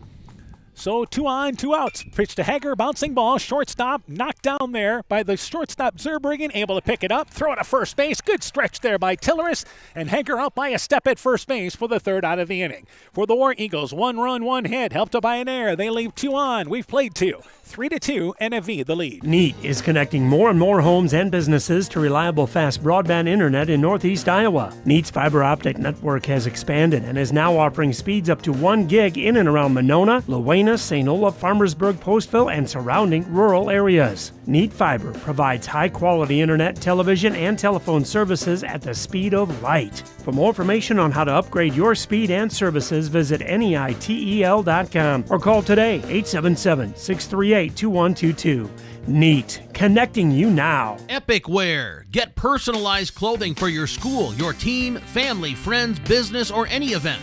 Epic Wear has a huge range of customizable apparel, trophies, and awards. They offer free design help or design your own apparel at getepicwear.com, and you can even set up a free website for your fundraiser. Epic Wear, walk on. Call 563-568 2301 to place your order today. Tiger Hawk War Eagle Baseball is brought to you in part by Elkader Chiropractic Center, Dr. Jamie Hammersland, Innovative Ag Services in Elkader, Monona, and Waukon, Norbeast Farm Fleet in Northeast Iowa, Guttenberg Municipal Hospital and Clinic. Check out career opportunities at GuttenbergHospital.org. Rivals Inc. Custom Gear, Screen Printing, Embroidery, and online shopping at RivalsInc.com. Bruins and James Insurance, your Grinnell Mutual agent in Monona, and by Car Auto Group, online at KARAutogroup.com. Top of the third inning, 3-2. North Fayette Valley in the lead. Mason Hines, Dane Weimer, and Blake Everett to lead things off here for North Fayette Valley in the top of the third inning. Tiger Hawks scored 2 in the first, 1 in the second. The War Eagles have scored 1 in the first and 1 in the second. And again, Hines was a strikeout victim. Sharp breaking curveball from Hammersland slices right across the zone. Count is 0-1. He's had a couple of those tonight, been able to drop in, but not really consistently in this game. Yeah, he's just missing that consistency. 0-1 fastball just misses outside. Griffin Hammersland kind of put both hands out like he wanted that one. So it's a ball and a strike. That was close, but outside. 1-1 is now the count. 1-1 offering there. Curveball low and away. 2 balls and a strike. Yeah, I don't know if you really want to make any kind of a indication to the umpire there. Yeah, they don't usually like that. They're looking to call strikes if you think about it. Yep.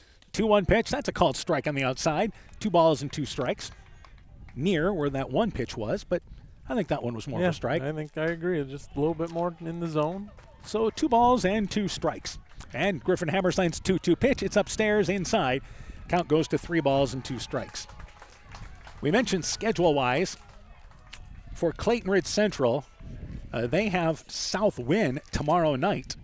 And there's fastball called. Looking on the outside is Hines. Strikeout number 5 recorded there by Griffin Hammersland. Out number 1 here in the third. Yeah, nice pitch there by Hammersland, just painting that outside corner. So they play South Wind tomorrow night with a 4 o'clock matchup, a doubleheader there. But then they're actually off through the 8th, so they can go a little deeper with their arms tonight. Yep, South Wind's going to be tough, though. Yeah, they've got the arms. Yep. So talking with Coach Hovden earlier, as Dane Weimer takes a curveball inside, the count is 1-0. Weimer walked. Streeter, for them, throwing, 87, 88 the other night? Is that what they were saying? I think he had a no-hitter into the 7th against Decorah, who, I don't know much about them, but they're usually no slouch. 1-0 curveball. That's breaking across for a strike. The count is 1-1. 87, 88. Man. Yeah, they've got a heck of a senior class over there right now. A ball and a strike is the count. 1-1 offering. Curveball there. Got that one across. 1-2. Griffin Hammersland finding much more luck with the curveball here. Yeah, if he could get that pitch to consistently do that, he'd be pretty tough on the mound. Ball and 2 strikes is the count. Looking for an easy inning here. Hasn't had one yet. 1-2 curveball. High fly ball. This is hooking down the left field line. Oberbreckling near the line. It's in fair territory. He'll make the play, able to camp underneath it. Lazy fly ball. 2 up and 2 down here in the third. Yeah, a lot better inning so far by Hammersland and the War Eagles here. So Blake Everett is up to bat. Everett, the left fielder, walked in the first inning. So when you talk about that speed, did they have a radar gun there?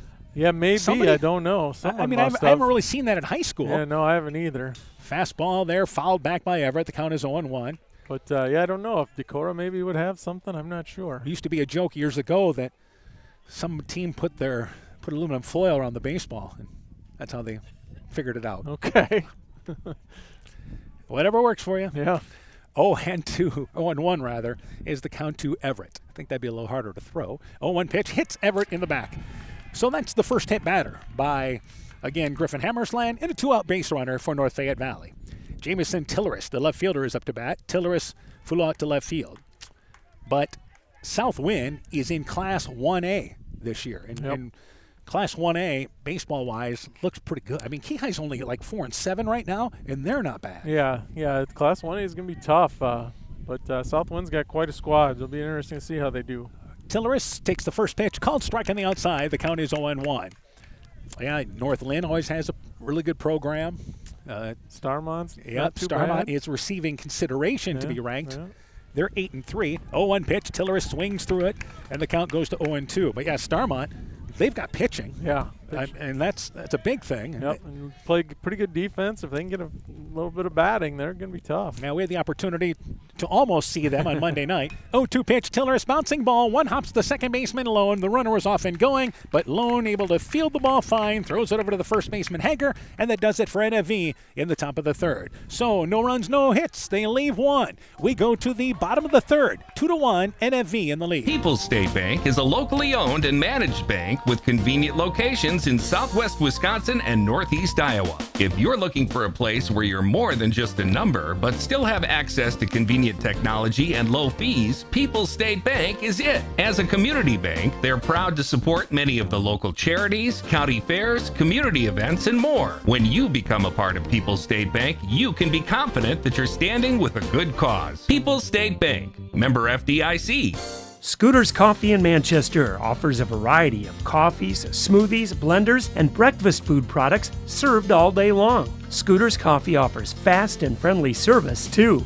In a hurry? Use the Scooter's Coffee app to order, pay, and earn rewards. Simply stop at the drive-thru window and pick up your order.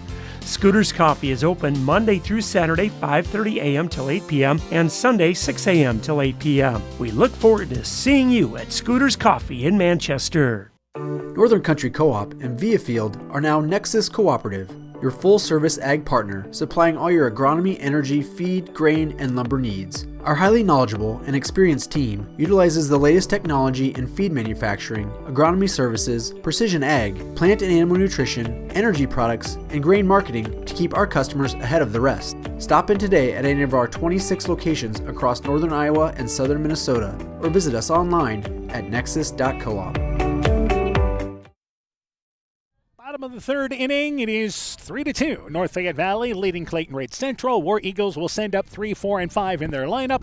That is Dominic Mast, Keston Oberbreckling, and Owen Hammersland to lead things off here in the bottom of the third inning. And Keegan McDermott on the mound, working from the stretch in his third inning of work. Curveball that is hit high in the air to center field. Hines only takes a couple of steps to his left, able to camp underneath it. Craigo with a major league fly ball to center field, but it's one pitch and one out here in the third. Yeah, that'll speed things up when you can throw one pitch for an out. Dom Mast is up to bat. Mast reached on an error in the first inning as the War Eagles scored an unearned run in the first and an unearned run in the second. But they're in the ball game at 3-2.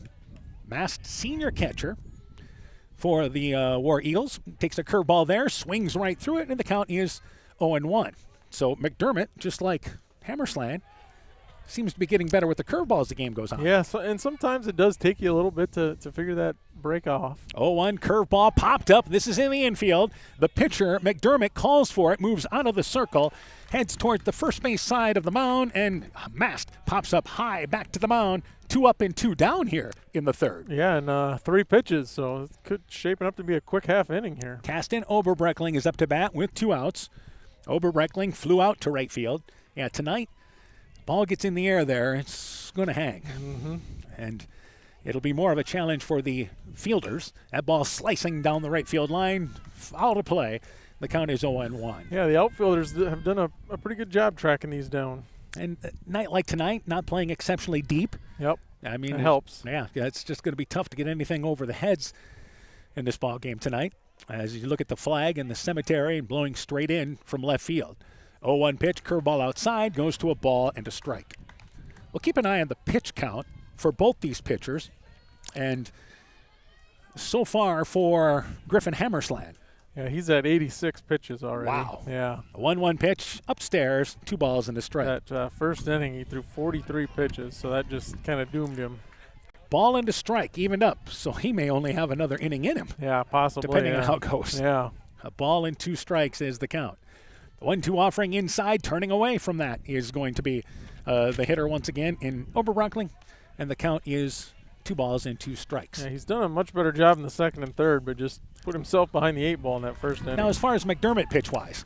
36, not counting this half inning. 2-2 pitch, ball, 1 hopper, shortstop Zerbruggen, try to backhand it, can't get to it. It'll go into left field. Oberbreckling credited with a base hit. It was hit hard, and a 2-out base runner for Clayton Red Central, their 3rd hit of the game. Yeah, again, one of those plays that you'd like them to make, but that one was not necessarily routine. And was to his right, so didn't really have a chance to try to get the body in front of it. And again, you got a young kid there playing shortstop. That's something that he'll learn. Right. So a left-handed hitting, Owen Hammersland is up to bat, off and running, jumping off of first base. It's Oberbreckling. The throw, it is not in time. And again, you had Oberbreckling just kind of jumping up as he went from first base there, and he's into scoring position. Yeah, I don't know if that's just, it must be something they're taught in practice. It's nothing that I've ever seen before. I can understand you want to get your momentum. Yeah, and maybe it helps with timing. I don't know. 0-1 pitch there, and this is a high pop-up. The pitcher now called actually goes towards the line. He looked first at his catcher, now backpedals, and Hines makes the play. Hines doing it all. Makes the play defensively. Probably should have been the first baseman's ball, but it's able to be tracked down by Hines, and that does it for the War Eagles in the bottom of the third. No runs ahead. They leave one. Go to the fourth. 3-2 NFV. The doctors and staff of Family Dentistry Associates of Monona encourage everyone to get out and support your local baseball and softball teams, enjoy the weather, and get your kids' summer checkup scheduled at Family Dentistry Associates in Monona. Call today to schedule 539-4651. When I started out in the car business, my dad gave me some good advice. Hi, it's Forrest Brown with the Brown's family of dealerships. What my dad told me is when you sell someone their first car, you need a good sales department. But if you expect to sell them their second, third, and fourth car, you better have a great service department. Visit any one of the Brown's family of dealerships in Guttenberg, Elkader, West Branch, or Victory Ford in Dyersville and find out why Brown's is your hometown dealer, no matter where your hometown may be. Tiger Hawk War Eagle Baseball is brought to you in part by Furniture Showcase and All Wine, lighting showroom, flooring, furniture, and window treatments. Bacon Concrete in Postville, Fisk Farm and Home in Monona, Cresco, and Decorah. The Loena Savings Bank, member FDIC. Culligan Water Conditioning in Elkader. Clayton County Recycling in Monona. Myers Auto Service in Monona. TJ's Pizza in Monona and Claremont. Thompson Construction and Monona Overhead Door. And Grow Logs and Lumber in Elkader. Timber is a crop. Harvest wisely. Now in the top of the fourth inning, 3-2, North Fayette Valley in the lead. It will be for the Tiger Hawks, Noah Benson, Kane Rogers, and Drew Stolka, 9-1-2 to lead off for them here. And Griffin Hammersland is in his fourth inning of work. Hammersland was at 86 pitches coming into the inning. What's the total now on McDermott through three? McDermott's at 46. So he's been a lot more efficient with his pitches. You know, if you look at it, if you figure you can get 13 pitches in an inning, then a lot of cases that's 91. You know, and that would still, put you down for a couple of days, but it would allow you to go one pitcher. Right, saves all your other arms. Yeah.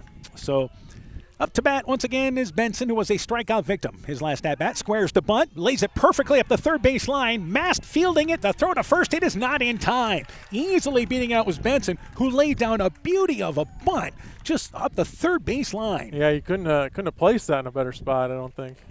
So a leadoff runner on here. Benson, who tried to bunt last time, unable to get it down, but got that one down. Kane Rogers is up to bat. Rogers has scored 2 of the 3 North Fayette Valley runs. He walked and scored, singled and scored, and nobody outs, and a runner at first base here in the top of the fourth inning. So Griffin Hammersland off and running is Benson. Good throw to handle for Mast. Sliding in headfirst easily, though, is going to be Benson. It is a stolen base. Even though North Fayette Valley hasn't stolen a lot coming in, they realize there's an opportunity to run tonight. Yeah, and Benson just acting as a second leadoff there from the 9 spot, so good job by him. Rogers took the pitch inside. It was a called strike. So 0-1 is now the count. Mason Lone will hold the runner on at second base the best he can. Fastball, Rogers takes it outside, and the count goes to a ball and a strike. So the Tiger Hawks have never trailed in this ball game. We were talking about that Clayton Ridge Central plays Southwind tomorrow night, and North Fayette Valley will be in action at home with Crestwood. Pitch up inside, 2 balls and a strike. Crestwood team that I think was 1-6 coming into play tonight. So, but again, it's all new for them as well. 2 balls and a strike is the count. And the 2-1 offering inside, ball 3. Rogers, even though he's a sophomore, one of the more experienced bats for North Fayette Valley. And we saw what he does as the defensive captain when he's catching. Yeah, and he just looks poised out there. Yeah, reason why he's batting leadoff. 3-1 pitch, takes it outside. It's a called strike, cut the corner. Full count at 3 balls and 2 strikes. But Stolka's waiting on deck. So Rogers and Stolka, the 1-2 hitters, have combined to score all 3 of their runs. Yeah, they've done a nice job. And Benson, the 9 hitter, reaching for them. 3-2 pitch, popped up in the infield. Second baseman alone drifts over towards second base, about 10 feet away, makes the play as Rogers pops up in the infield. Hammerstein wins that battle, and a big out number 1 here in the 4th. Yeah, real big out there after letting that leadoff batter get that bunt single and steal second. Rogers retired for the first time in this ball game. Drew Stolke is up to bat. Stolke 2 for 2, scored a run, and drove in a run. So there is now 1 out with Benson at second base, and a 3-2 lead for North Fayette Valley. Again, Lone continues to hold him on at second base. Curveball outside, reaching out for it and hitting a slow roller under the glove of Griffin Hammerstein is Stolke. Charging in is Lone, who fields it, throw to first base. It is in time. Griffin Hammerstein just had that ball go underneath. Reaching out for it was Stolke. Almost got himself an infield hit, but good hustle by Mason Lone, charging in the edge of the infield to make the play for out number 2. Yeah, almost an excuse me swing there. I don't know that Stolke was real committed to that swing. And advancing to third base was Benson. So Benson was at second with nobody out. He's at third now with 2 outs. Devin Turner is up to bat. He is 0 for 2, a strikeout victim twice, curveball outside. The count is 1-0. So Griffin Hammerstein got an easier third inning, and as far as this goes, this is another one of the better innings he's had. Yeah, if he can get that third out here, that'll be good. 1-0 curveball inside. The count goes to 2-0. He's above 90 pitches, which, again, the most you can throw is 110.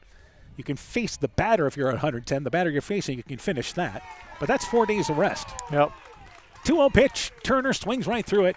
It's 2 balls and a strike. Well, and I think you said they've got a little time off after tomorrow, so that 4 days rest will be fine. Well, we were talking about North Fayette Valley playing Crestwood, but then they're off till Waukon coming up on Monday. 2-1 pitch, and trying to turn and get out of the way was Turner, but he's hit by the pitch, hit him on the wrist.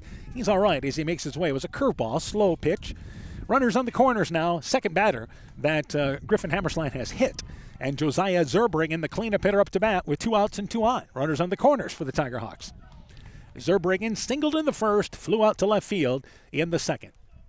And Mast coming out behind the catcher's plate area and giving the sign to the infield of what they're going to run third and first. Now, they've run a couple of these plays.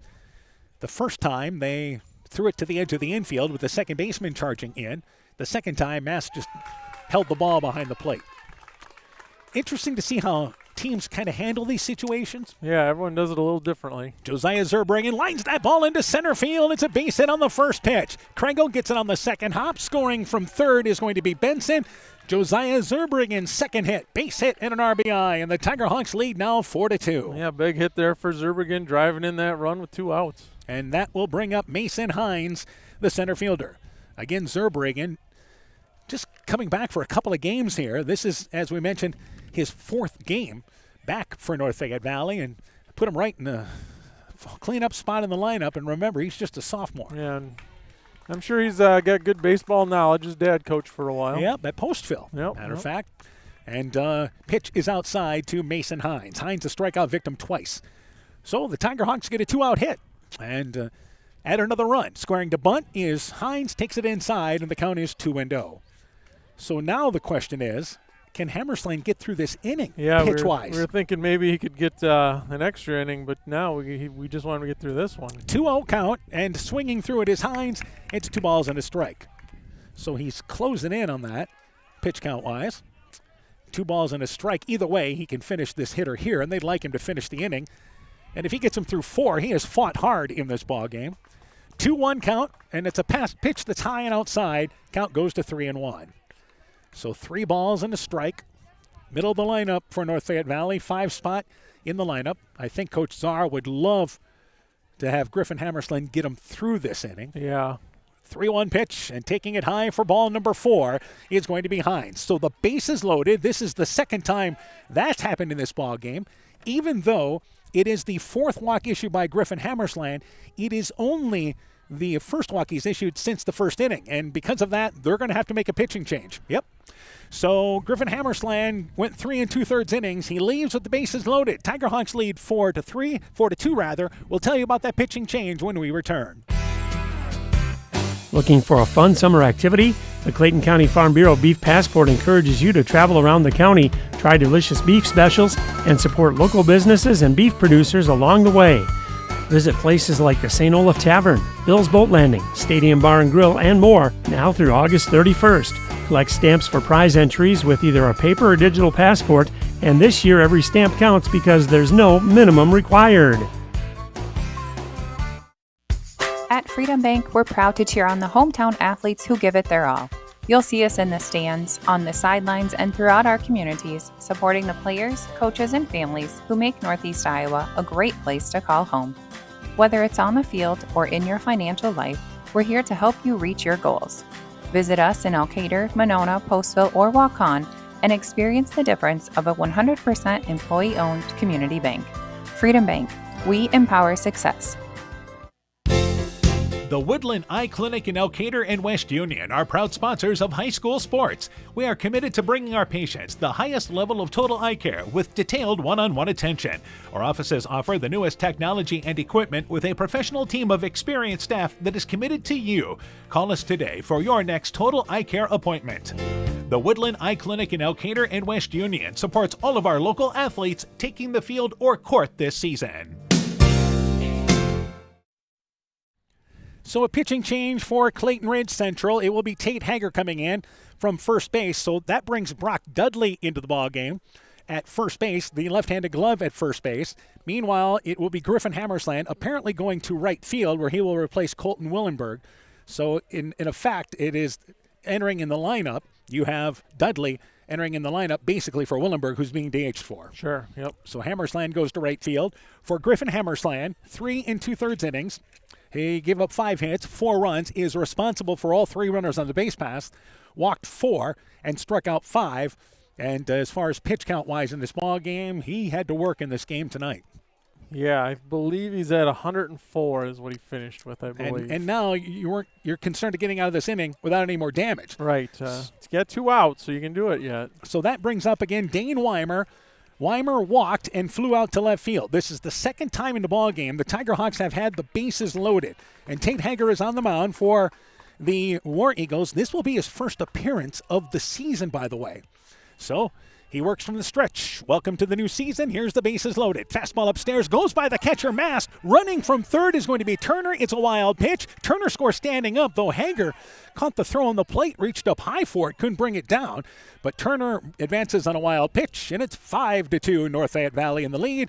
Zerbergen goes to third, Hines to second base. Yep, just like that. They got the first run in already. Schedule-wise, this is for a case there for Clayton Ridge Central. It's just kind of worked out that they haven't had to use the number of arms that a lot of teams have had to use so far early here. 1-0, 1-0 fastball outside. Good job by Mass backhanding it outside. The count goes to 2-0 right now. Yeah, and like you talked about, they've probably got to save a couple for tomorrow night as well. 2-0 is the count. Second and third.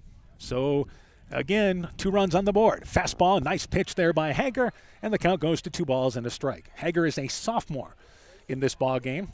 Clayton Ridge Central to date this season has only thrown 6 kids so far. 2 balls and a strike. And the 2-1 offering, fastball swinging through the outside pitch is Weimer. 2 balls and 2 strikes. But they know they have some arms. Yeah, and you've got to. In high school baseball, you've just got to have some. Otherwise, you're going to be in for some long, long nights. 2 balls and 2 strikes. This pitch thing they've been in for a number of years is outstanding. 2-2 pitch, it's high. 3 balls and 2 strikes.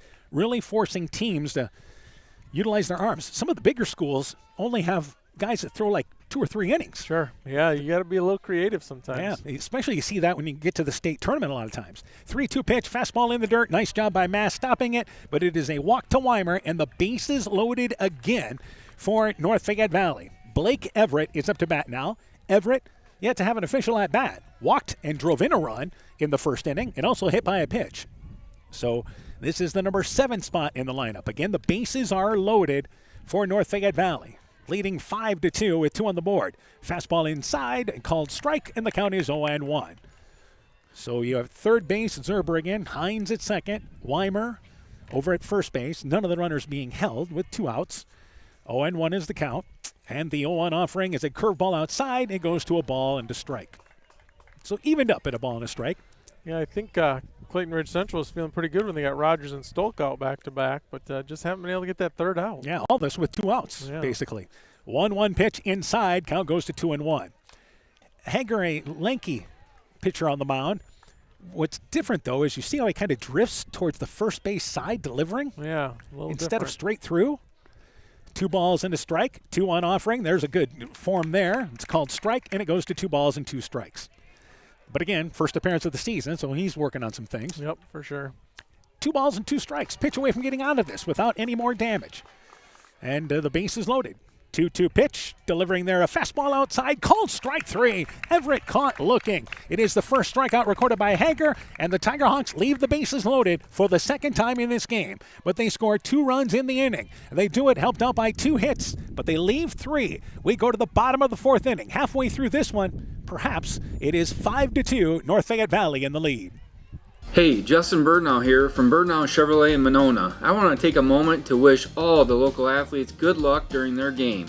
You have worked incredibly hard and it shows during each game. Myself and the entire Birdnow Chevrolet Monona team is wishing you all that you do your best and good luck. This is Chris Holbert, General Manager of Hall Robertson Incorporated in Postville. We would like to wish the area student athletes both a safe and successful sports season. We have been a community-based company since 1864, servicing and supporting the area ag industry with products necessary for daily success. We look forward to continuing to serve and support both the ag industry and high school athletes in our surrounding communities. Thank you and good luck from the families at Hall Roberts Son. The vets and vet techs at Veterinary Associates of Clayton County offer a wide variety of services for all animals. We believe in treating every patient as if they were our own pet and give them the same loving attention and care they receive from you. Call our office at 563-245-1633 to make an appointment today. The Veterinary Associates of Clayton County are proud sponsors of Central Elkader Sports. Griffin Hammersland, Colton Hager, Brody McGuinn, 7-8-9 to lead things off for the War Eagles here in the bottom of the 4th inning, trailing 5-2. Hammersland a single, his last at bat, then throwing out at third base, trying to advance on a play at the plate. So this is the bottom of the lineup, and McDermott is in his 4th inning of work. Here is a pop-up hit to the right side of the infield. Tillerist, the first baseman, calling for it there, makes the play easily as he drifted towards second base. Hammersland pops out to first base for out number 1 here in the 4th. Yeah, McDermott has been efficient lately and starting this 4th inning off the same way. And we mentioned he hasn't thrown a lot, only 5 innings coming into this ballgame, but I think they're really pleased with how he's throwing in this ballgame tonight. Absolutely. Yeah, if you're Coach Hovden, I think you're happy with what he's done so far. And again, a curveball that is upstairs inside to Hager. Hager hit by a pitch his last at-bat. Well, the big thing is he hasn't struck out anybody, but he's only allowed 1 walk. Right. So, and did hit a batter in Hager. 1-0 pitch, fastball outside, and it goes to now 2-0 is the count. And we talked, throw strikes, make the other team beat you. Yep, not rocket science, is it? No. So 2-0 as he tries to work back on Hager. 2-0 offering, fastball jammed in the inside, bouncing ball. Nice high hop for Stolka to handle, throw to first base, pulls Tillerist off the bag, and Hager will be safe on the throwing air. Stolka got a good jump on it, got a good hop to handle, but the throw pulled Tillerist off the bag, and a 1-out base runner due to the 4th error by North Fayette Valley. Yeah, got that Sunday hop, but kind of throwing on the move. Maybe set your feet and fire one over there. And that will be a 1-out base runner. Number 9 hitter, Brody McGuinn, now up to bat for Clayton Ridge Central with a 1-out base runner. Left-handed hitter in McGuinn takes the pitch inside, scoots by Rogers, but Hager stays at first base. Didn't really get a good look at that. Part of what you really want to see there is the hitter communicating. Right. Yep, help your runner out there a little. The hitter has the best view of when the pass ball or wild pitch goes by and whether or not the runner can advance. Hager jumping, running, going to first base, throw towards the shortstop side of the bag, and Hager steals second base. So you've got a 1-out stolen base, runner into scoring position for Clayton Ridge Central here with 1 out in the 4th. I guess he just wanted the steal there. And again, left-handed batter McGuinn took the pitch for a ball, so the count is now 2-0. And the 2-0 offering, and McGuinn, big swing, did not get to that pitch outside. 2 balls and a strike. So every inning, we have yet to have a 1-2-3 inning in this game. No, close a couple times. Had a 1-2-3-4 inning last inning in the bottom of the 3rd for Clayton Ridge Central. 2-1 pitch there downstairs in the dirt. Nice job by Rogers going to the knee to keep it in front. 2 balls and a strike now the count. 3-1. 3-1, yeah. We had the scoreboard operator right beside us before, but now has moved away. Yeah. So 3-1. And here is the 3-1 offering. A bouncing ball right back at the middle. Shortstop Zurbriggen was playing almost on top of the bag at second. Good field, good throw. Hager advances to third base. McGuinn retired, bouncing out 6-3.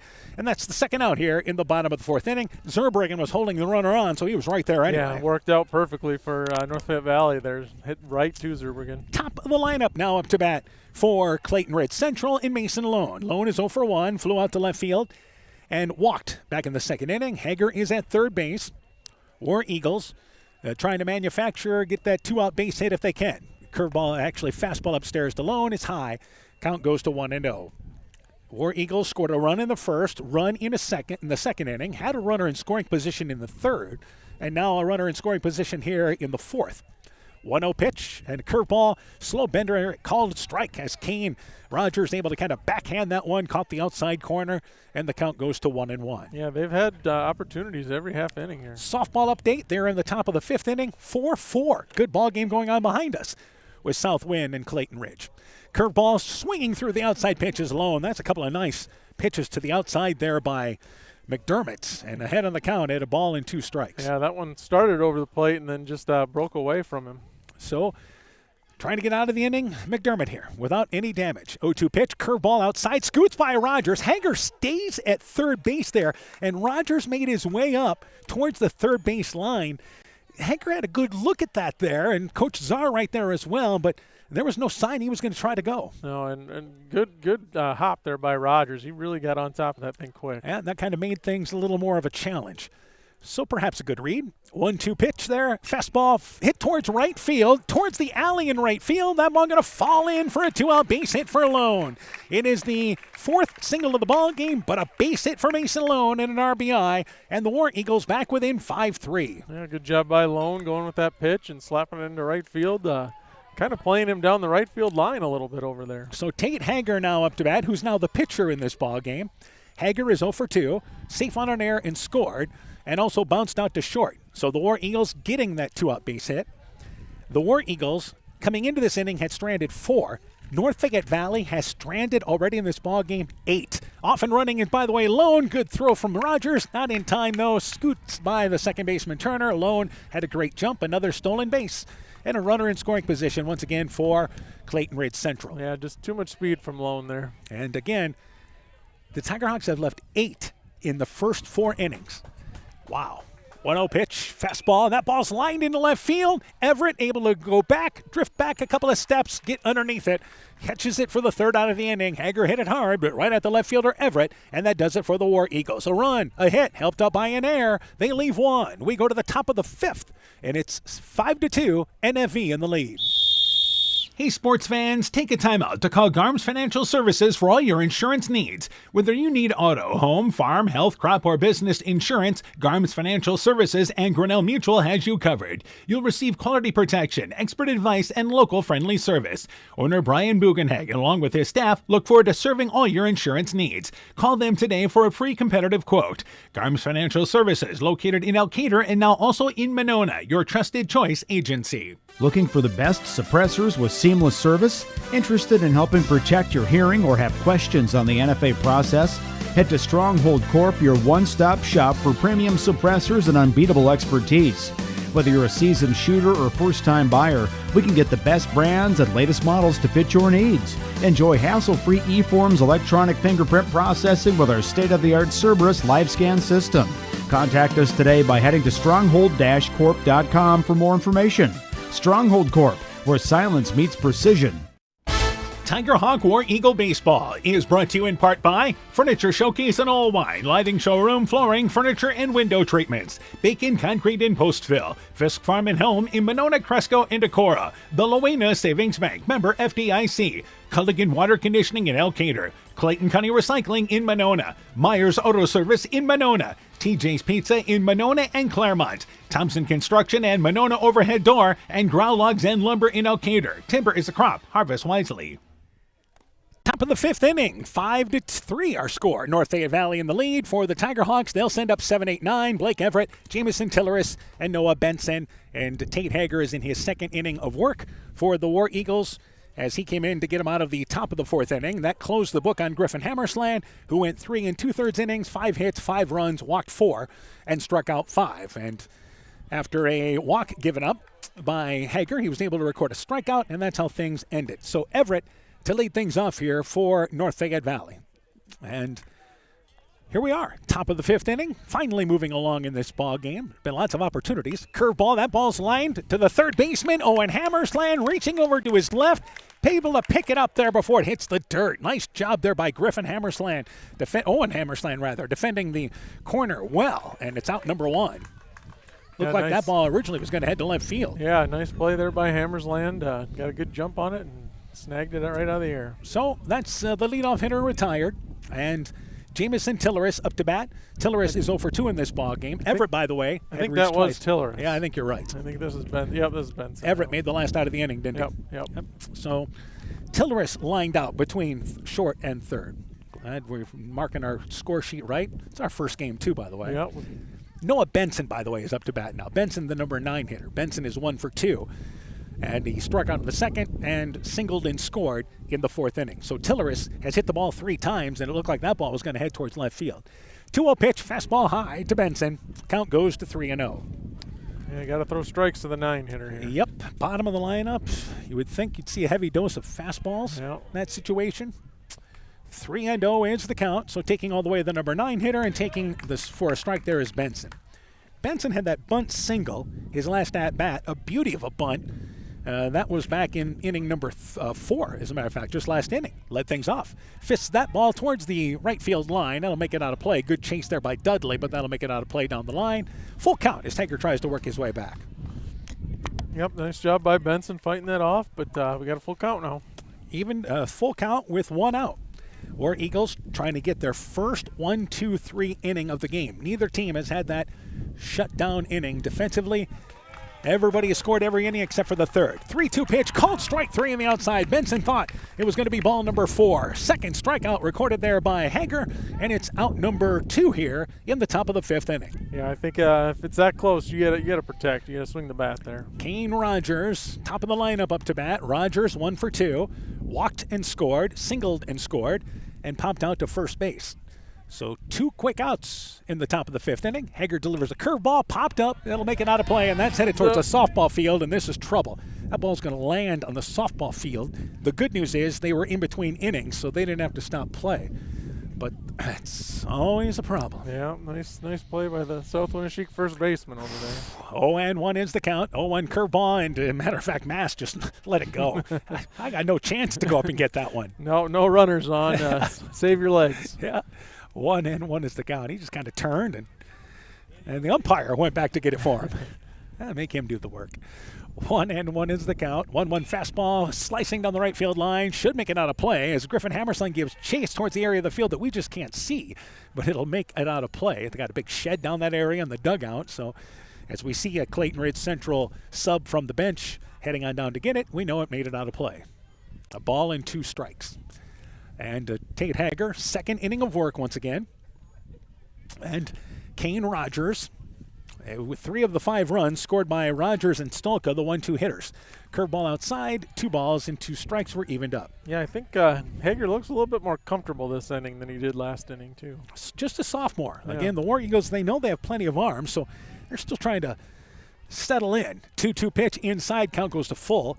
But apparently, and this would be wise, Seth Kregel, the way he threw in the ball game last week, is likely their number 1 pitcher. Sure, yeah. 3 balls and 2 strikes, 3-2 pitch. It is high. It is ball number 4. So Rogers reaches base for the 3rd time in this ball game. It's the 2nd walk issued by Hager, 2-out base runner for the Tigerhawks. Boy, Rogers has seen a lot of pitches in this game as well. Isn't that great for a leadoff hitter, though? He's really understanding his job. You know what I did not realize? They have a pitch clock or count. Yeah, I see that too. Yep. And now time taken by Coach Czar with 2 outs here. It says pitch count, right? Yep. I'm looking at my bifocals, but but it's not right. Yeah, it's I don't know. Either I'm not right or it's not right. Well, It's, Hager's only been in for second inning. He hasn't thrown 59 pitches. No, I think, but on the other side. Oh. I think they've got him at 23. Okay, where you can see it from your side. Yeah. Yeah, okay. One is at 23 and one's at 59. We've got a poll that's not helping things. Yeah, which I think is probably correct Yep, at it this says point. pitcher's home and pitcher's guest. I think it's maybe one or two different than me, but that could be pretty close. That could be on me. Hey, they've been off balls and strikes, so there's you can miss a pitch. Yeah. But both teams also keeping it in the dugouts as well, Sure, so they're able to yeah. confirm things. But we're all within a pitch or so. So again, one of the improvements they've made here, and that's the first scoreboard we've seen. Yeah. With pitch counts. I think so. So Hager now from the stretch after they break from the mound. Rogers, you figure, has got to be going here. And here is the pitch. He's off and running. Swinging and fouling it back is Stolka. The count is 0-1. Stolka 2 for 3. Singled in a run and scored. Singled back in the second inning and then bounced out to second back in the fourth inning. So Rogers has to hustle back to first base, but he will be going once again. Rogers wears one of those sliding gloves. I see that more and more. Everybody wearing them now. Yep. 0-1 is the count. Kind of looks like a big oven mitt. Somebody in the industry came up with a great idea there, didn't they? Yeah, $1 million idea. 0-1 is the count. See it wearing in the majors, and it just trickled on down. Yep. 0-1 is the count. Hager long look. 0-1 pitch outside. Rogers off and going. There will not be a throw down. The pitch was outside. And a good job by Mast just getting to it. So Rogers goes into second base there with a steal and now moves into scoring position. Yeah, low and away. That would have been a really, really tough throw. Now, we still don't see a lot of players wearing them. But it's obviously you see Rogers there at second base. Yep. And again, he's catching. 1-1 pitch, swinging through that pitch late is Stolka, missed it, a ball and 2 strikes. He's also the pitcher, so you kind of understand, even though he's wearing it on his non-throwing hand, he's wearing it on his glove hand. Yeah, so I guess I don't know how you decide which hand you wear that on. But. Well, I think he figures that's the one I'm going to lean into, closer to the infield maybe. Ball and 2 strikes, and the 1-2 pitch, curveball upstairs, 2-2. Is that what you're thinking? Yeah, I don't know. Inside hand, the throw's going to come from the infield. If you're stealing second base, so you figure you're going to cover your inside hand? Yeah, maybe. Or, I don't know. If you're going head first, then maybe you wear them on both hands, huh? Yeah, 2 balls and 2 strikes. And here is now the 2-2 offering to Stolka. Jammed, slow bouncing ball. Third baseman Owen Hammersland. Long throw across the diamond. It is in time. Dudley, good stretch there. Stolka bounces out to third. Tiger Hawks leave another runner in scoring position. No runs, no hits. They strand 1. We now go to the bottom of the 5th inning. Still 5-3. North Fayette Valley in the lead. Boisier Lumber Company in Guttenberg and Elkader, your do-it-best rental center, handles Midland garage doors for residential, commercial, and agricultural needs. Midland Steel garage doors provide the best all-around value when appearance, security, durability, and low maintenance are desired. Boisier Lumber and Midland Doors take pride in providing their customers with top-quality products and superb customer service. Contact Boisier Lumber in Guttenberg and Elkader, your do-it-best rental center for Midland overhead doors sales and service. Top Gun Customs knows you can fill the deer tag well out of season. If you've tagged that prize buck, pull up to the stoplight at Top Gun in Garnavillo. That's it. Bob and his technicians have been repairing vehicles for over 45 years. We write the estimates, take the photos, and deal with the insurance company for you to ensure your vehicle is repaired quickly and, most importantly, safely. We also have free loaners or rental vehicles. Call Bob or Nancy at Top Gun to schedule your repair today. 563-964-9899. Choose skilled care to recover from your surgery or illness. Grace Bowman of Eitzen did, and she states, "When I came into the hospital following surgery in La Crosse, the first thing I noticed was it seems like family. The whole unit was welcoming, kind, caring, and glad I was there. I felt peaceful, and with their help I knew that I would get back home again, which I did just 2 weeks later. The entire staff was encouraging and always gave the extra mile. Wherever you are, remember to ask for skilled care." Exceptional caring people, Veterans Memorial. Now here in the bottom of the 5th inning, Seth Kragel, Dom Mast, Kasten Oberreckling. That'll be 3, 4, and 5 in the War Eagles lineup to lead things off against Keegan McDermott, who is now in his 5th inning of work. First pitch to Kragel there. It is a ball. The count is 1-0. Kragel, a double, scored a run in the first inning, flew out to center field back in the 3rd. 1-0 offering, fastball inside. Kragel turns away, and the count goes to 2-0. So McDermott, pitch-wise here, keeping the pitch level low for the most part. It's a pretty good performance. Yeah, he hasn't thrown over 20 in any inning yet. 2-0 pitch, and that pitch is in the dirt. The count is 3-0, and as we say that, he falls behind. Exactly, 3 straight balls, as we say. He has hit a batter and walked 1, so there hasn't been any free passes, but now he's behind with the count 3-0. That's the other thing. He's only thrown 5 innings coming in. You worry about how much length he's got. Sure, yeah, he might not be stretched out to throw a lot of innings. Well, and that's a case with a lot of the teams with spring sports going on, whether it's soccer, track, golf. 3-0 pitch, fastball, cross for a strike. The count is 3-1. Those kids not necessarily able to kind of build up their strength during that time. Just got lots of things going on. Right, yep. So he'll try to battle back with the count now 3-1. 3-1 offering, and Craigo pops it up, slicing down the right field line, giving chase. It's Benson. Benson near the line. That ball going to fall in. It's a base hit. Benson couldn't get to it. Just dropped right in front of Benson in the right field line, and Craigo gets a blue single to lead things off here in the 5th. Yeah, from our angle, I thought that was going to be foul for sure, but must have landed right inside the line there. And good hustle by Benson, but again, that ball going away from him. So the leadoff runner on for the War Eagles, trailing 5-3. Dom Mast is up to bat. Mast is 0 for 2, safe on an error, and popped out back to the mound. And here is the throw to first base, and leaning there was Craigle. He's able to flop back to the bag at first base. The throw high to Tilleris. Had it been on line, they had the opportunity there. Yeah, they a little bit better throw. They've got him. So a good move by McDermott. Goes to first base again, but Craigle just standing up this time. And bottom of the 5th inning. War Eagles have trailed throughout, but they've got the leadoff runner on here in the bottom of the 5th inning, trailing 5-3. Craigle standing up at first base. And here is the offering, and Mast lines that into left field. On the run is Everett. Everett makes the play on the run as he drifts to the foul line in left field. Heading back to first base is Craigle. Good job by Everett. Got a great jump on that as that was lined down the line. Mast retired for out number 1. Yeah, not a lot of air under that hit, so great job by Everett out there in left field. And again, that brings up Kastin Oberbrockling up to bat. Oberbrockling flew out to right field, singled in the 3rd inning. He's 1 for 2. We are just in the middle of the crowd tonight, aren't we? Yes, we are, yep. So, people everywhere. And again, Oberbrockling is the number 5 spot in the lineup. Let's see if Craigo gets off and moving at some point. Again, he was leaning, but he's only a couple of steps away. The ball scoots by Tilleris just a couple of steps. And we wait the first pitch to Oberbrockling. There is yet to be a 1-2-3 inning in this ballgame. And everybody's had base runners throughout.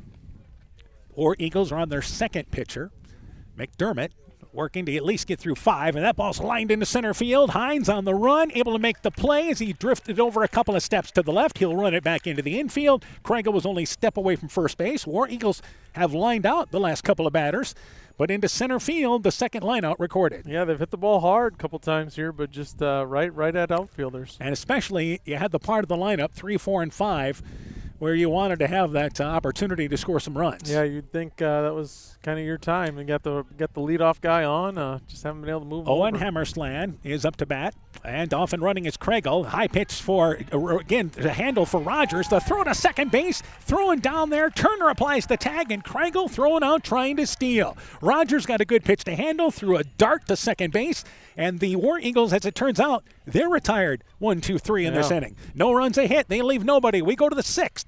5-3, NFV still in the lead. Inspiring changes to a happier, healthier you is what we do at Clayton Drug. We are committed to helping you achieve the highest quality of life possible. We are a full-service pharmacy offering services such as med packing to your home or mail delivery and online prescription refill. We also offer a cash pricing program on name brand and generic prescriptions. Call 563-245-2530 to find out more. Clayton Drug, connecting the communities of Elkader, Strawberry Point, and Sumner to serve us all in between. Hi, this is Cody from Torkelson Motors in Elgin and Waukon. At Torkelson Motors, we believe that student involvement in activities is a great way to help grow our communities, and we are proud to help sponsor this game for your enjoyment. We've been serving Northeast Iowa since 1926 and appreciate the business that our customers have given us and the support they provide to our area schools and communities. So the next time you are in need of a new or used vehicle or a repair, stop into Torkelson Motors. We've been selling cars the old-fashioned way with a friendly smile and a handshake right here next door in Elgin and Waukon.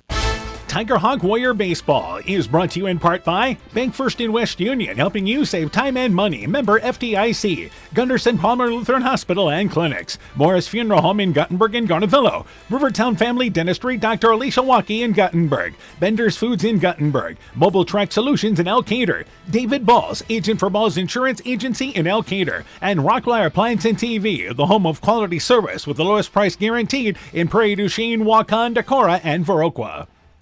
Now in the top of the 6th inning, 5-3 North Fayette Valley in the lead. They'll send up 3, 4, and 5. Devin Turner, Josiah Zerbriggen, and Mason Hines.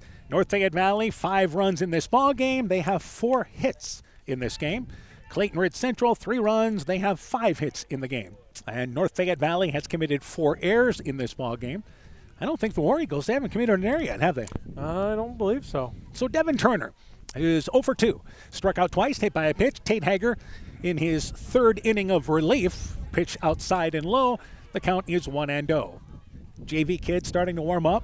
They play after this. Again, this is just a single varsity game tonight. 1-0 pitch inside. The count is 2-0.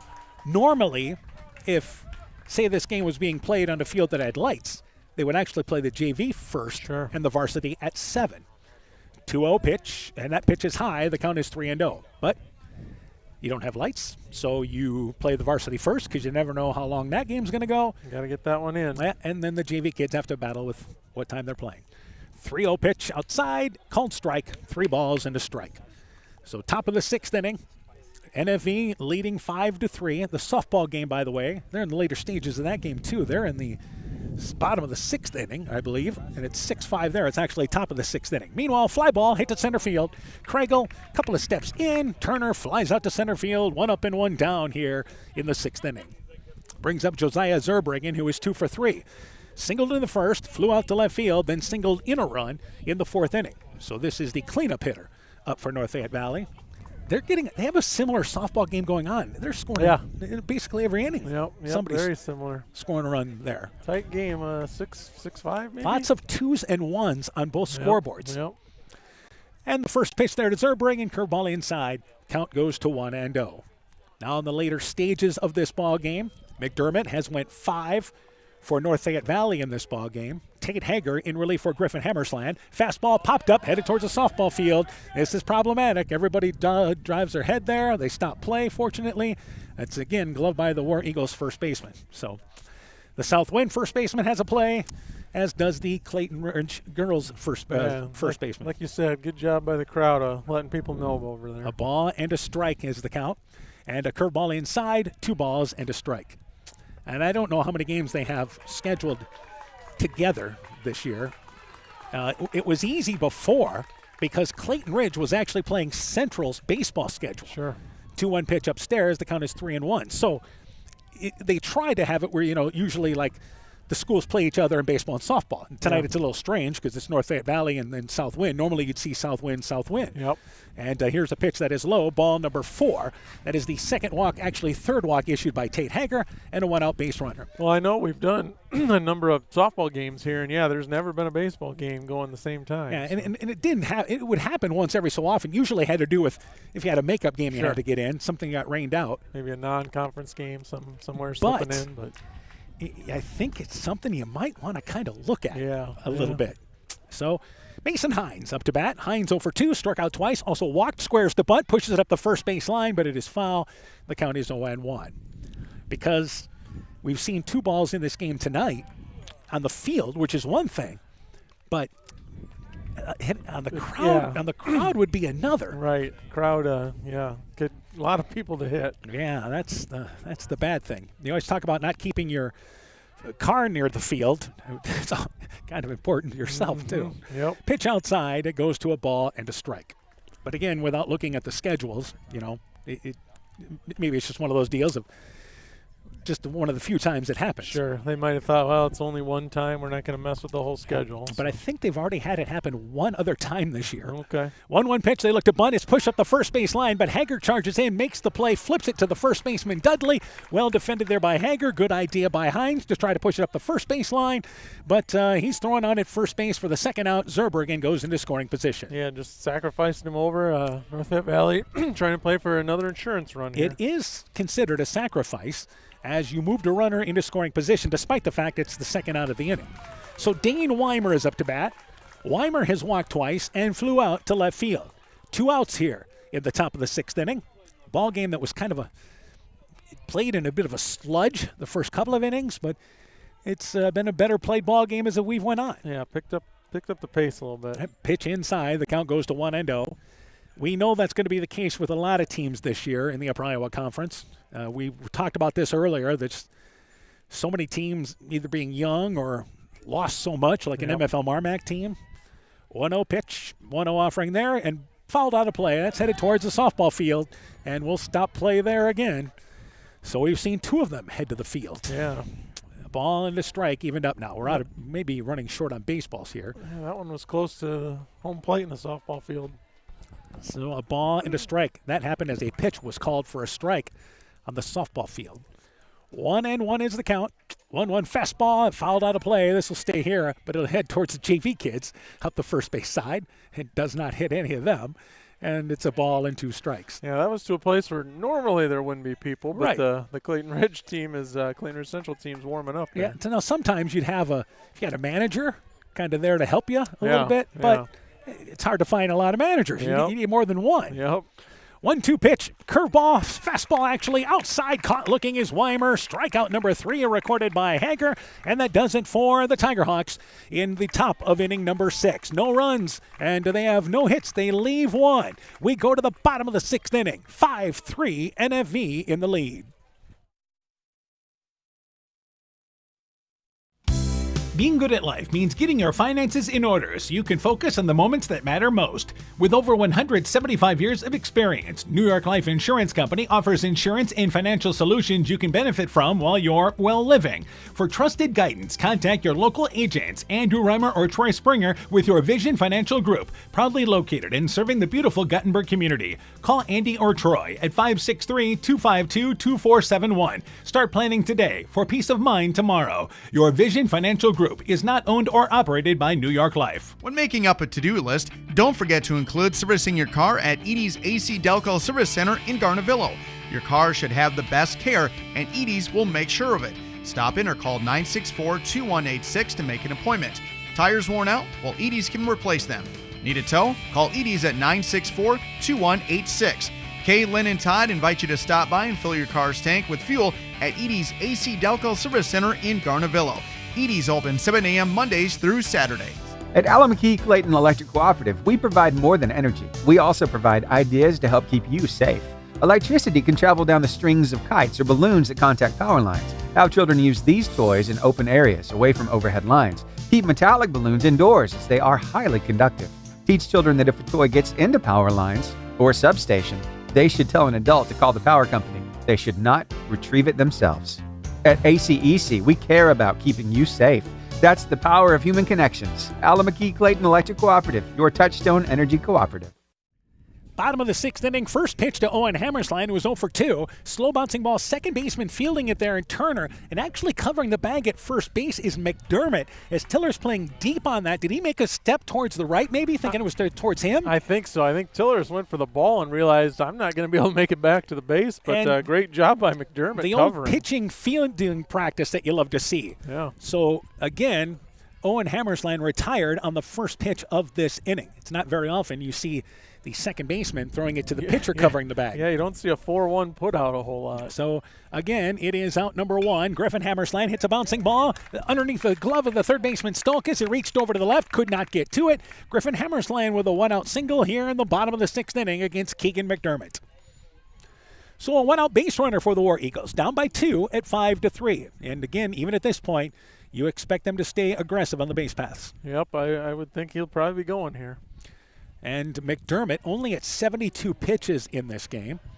Colton Hager is the DH. He has reached base twice, hit by a pitch, and also safe on an error, and scored a run. Pick off the first base, and leaning that time was Griffin Hammersland, but dives back in. So if McDermott puts a throw on the bag, they'd have picked off a couple. But again, it's tough to do. Yep, a little high thrower. They might have had him. And again, same situation, but that one not as close. And again, it is McDermott making the base runner at least work. And your goal is to just try to keep him half a step close if you can. Right. Give Rogers a chance here. First pitch there, swinging right through it is Hager, and the count is 0-1. Griffin Hammersland, again, you figure he will be moving here at some point. You can still be aggressive for the War Eagles, even though you're down by 2 runs. 5-3. Their last time they had tried to attempt to steal, it was thrown out. Pitch in the dirt. They don't have to worry about stealing now. He was not going, but that's going to be a wild pitch. Bounces away from Rogers as he tried to reach out for the outside for it. Griffin Hammersland advances into scoring position with 1 out. Yeah, Rogers just didn't have a chance on that one. That was tough one to stop. Ball and a strike now to Hager. War Eagles having the bottom of the lineup coming up here. 1-1 pitch, curveball for a strike. The count is 1-2. You're putting yourself in a position here to get back to the top of the lineup, and in particular, get back towards the 3, 4, and 5 spots, which have put the ball into play for them. Right, yeah, and then Mason Lone's done a nice job as well at that leadoff spot. 1-2 pitch and a backhand by Rogers that was in the left-handed batter's box, and a good job by Rogers picking it. But it's a ball outside, 2 balls and 2 strikes.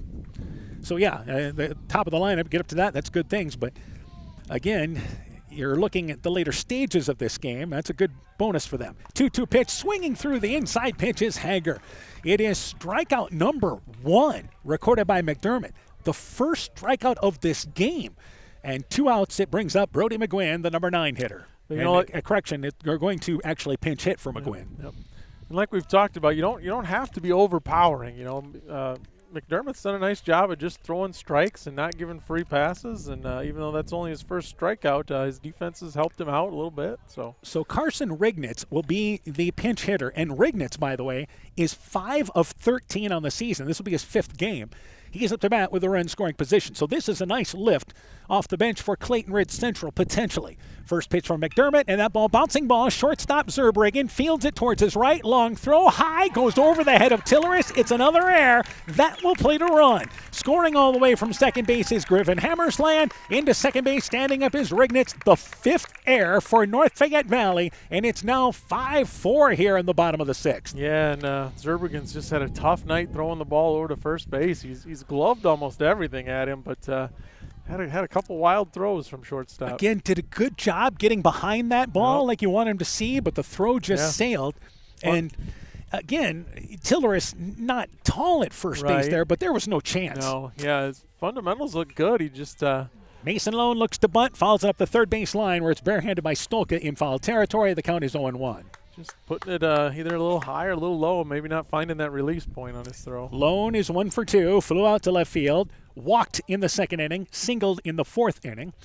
So Mason Lone just looking to get on base here at the top of the lineup for Clayton Ridge Central. Even if the inning ends here, you'll start the bottom of the 7th with 2, 3, and 4, where you want to be in your lineup. It's 5-4 right now. They have worked their way back within a run once again, but they'd love to tie it up here if they can in the 6th inning. Pickoff move to second base. Spinning towards second base was McDermott there. He did a full spin, so that's not the great move to second base. That's more of a token move of I know you're there. Keep him close, yep. So 0-1 as he works here to Lone, who fouled that bunt up the third base line. And again, still in working there is McDermott. Curveball, nasty bender for a strike. The count is 0-2. That might have been his best pitch of the night. Yeah, a lot of break on that one. So 0-2 is now the count. And second base, once again, there is still Rignitz. And there's a curveball caught looking on the outside. Oh, just he pushed his hand outside. I thought he was pointing and it was a strike. I thought too. I thought that was pushed his hand outside. A little trickery from our home plate umpire. Thought that was strike 3 right there. Ball and 2 strikes is the count. It was a ball. It was. 1-2 now. A 1-2 pitch comes with another curveball. No chance at that one. Too far outside. 2 balls and 2 strikes. But again, he got up on the count, so you can just go ahead and throw that one. See if Lone will chase something there. Evened up now at 2 balls and 2 strikes.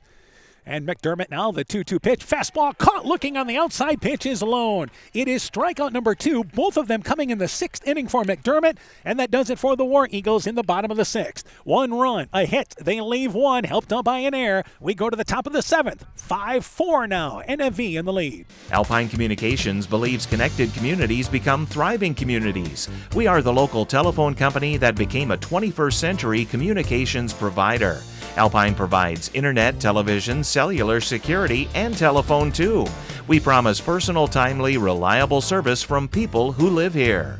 When you choose us, we all thrive. Connect with Alpine Communications today. Click alpinecom.net or call 563-245-4000. Strawberry Building Supply offers all your building materials for residential and commercial projects. Whether you're building from the ground up, remodeling your home, or a weekend project, we have the materials you'll need. We are an authorized Milwaukee dealer for all your Milwaukee tools. Strawberry Building Supply also has everything you'll need for your pets and livestock. Stop into Strawberry Building Supply today at 413 West Mission Street, Strawberry Point, or call 563-933-4579.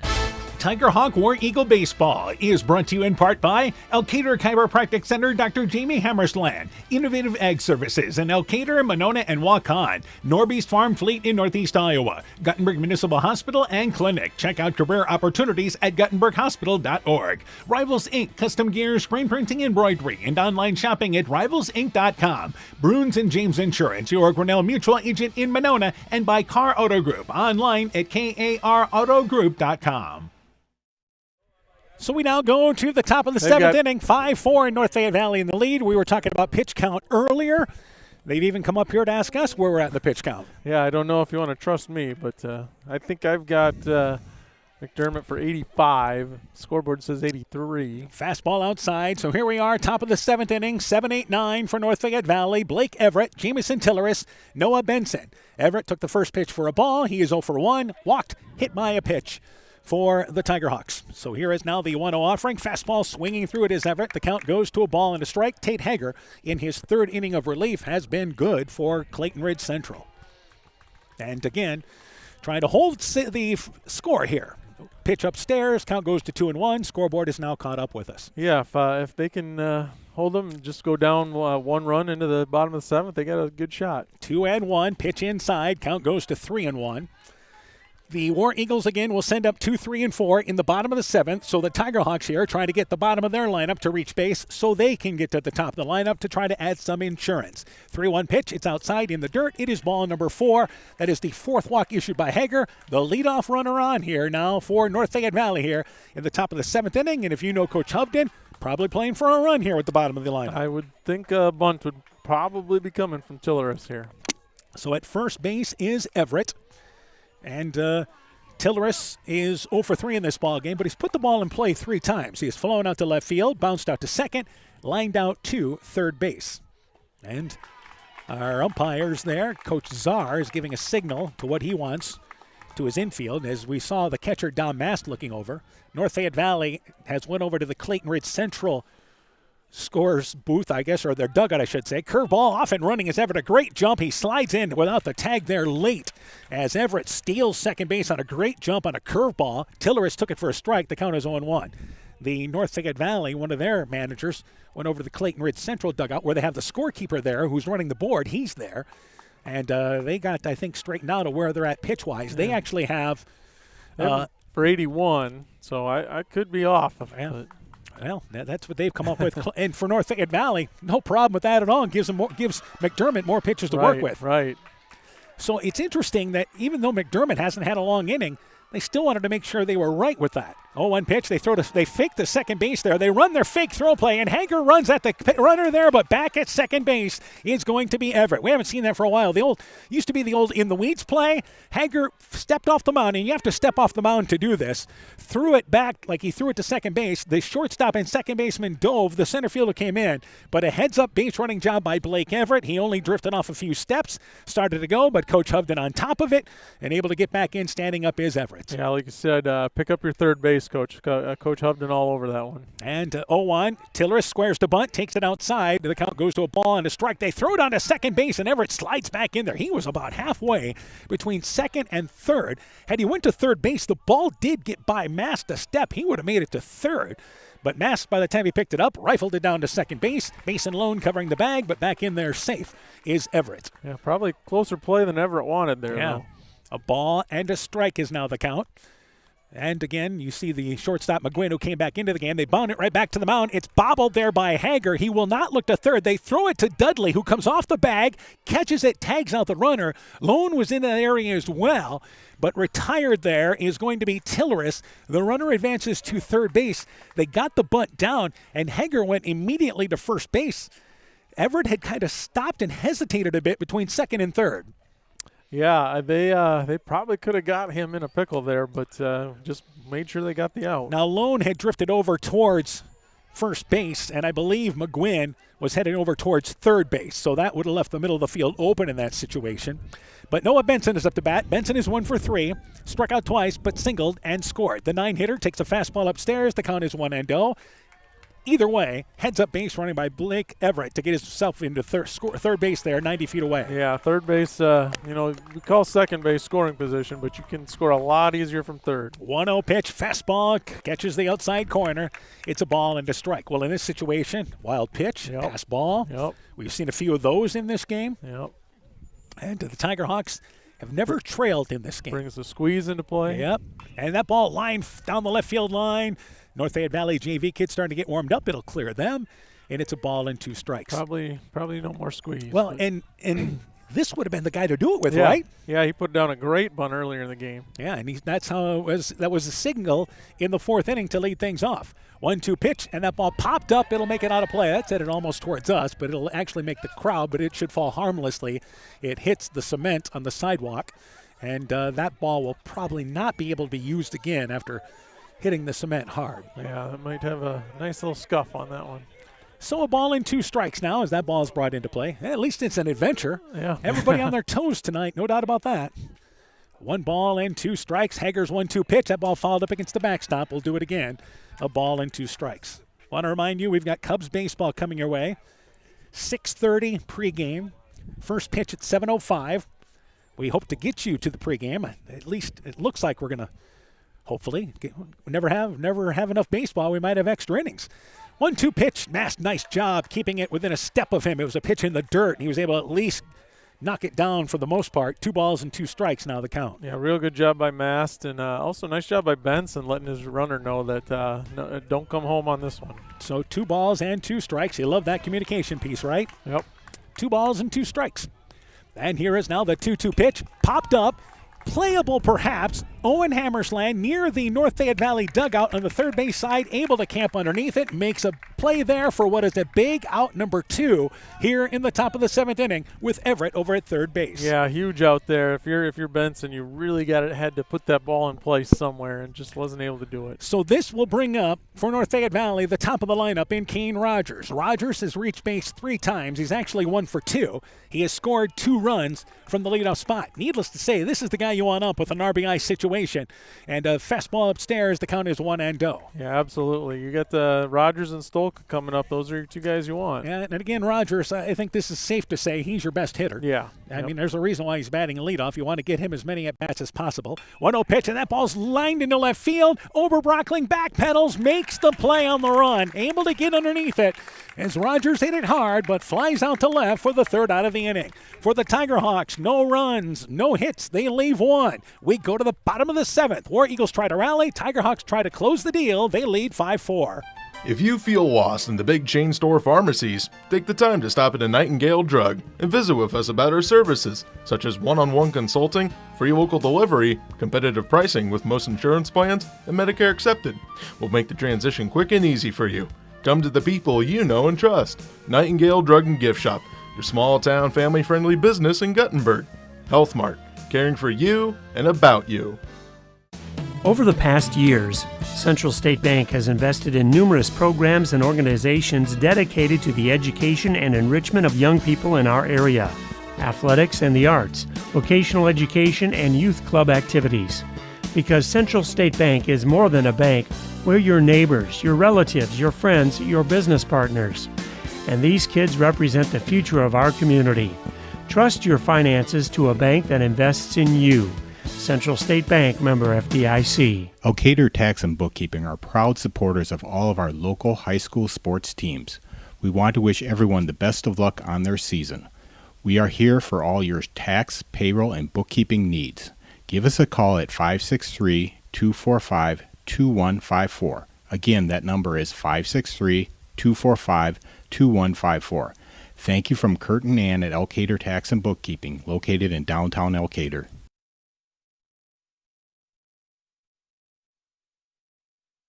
So we now go to the bottom of the 7th inning. Once again, our score, 5-4. The War Eagles bring up 3, 4, and 5. Tate Hager, 2, 3, and 4. Tate Hager, Seth Krangle, and Dom Mast. Hager is 0 for 3 in this ball game, reached on an air, bounced out to short, and flew out to left field.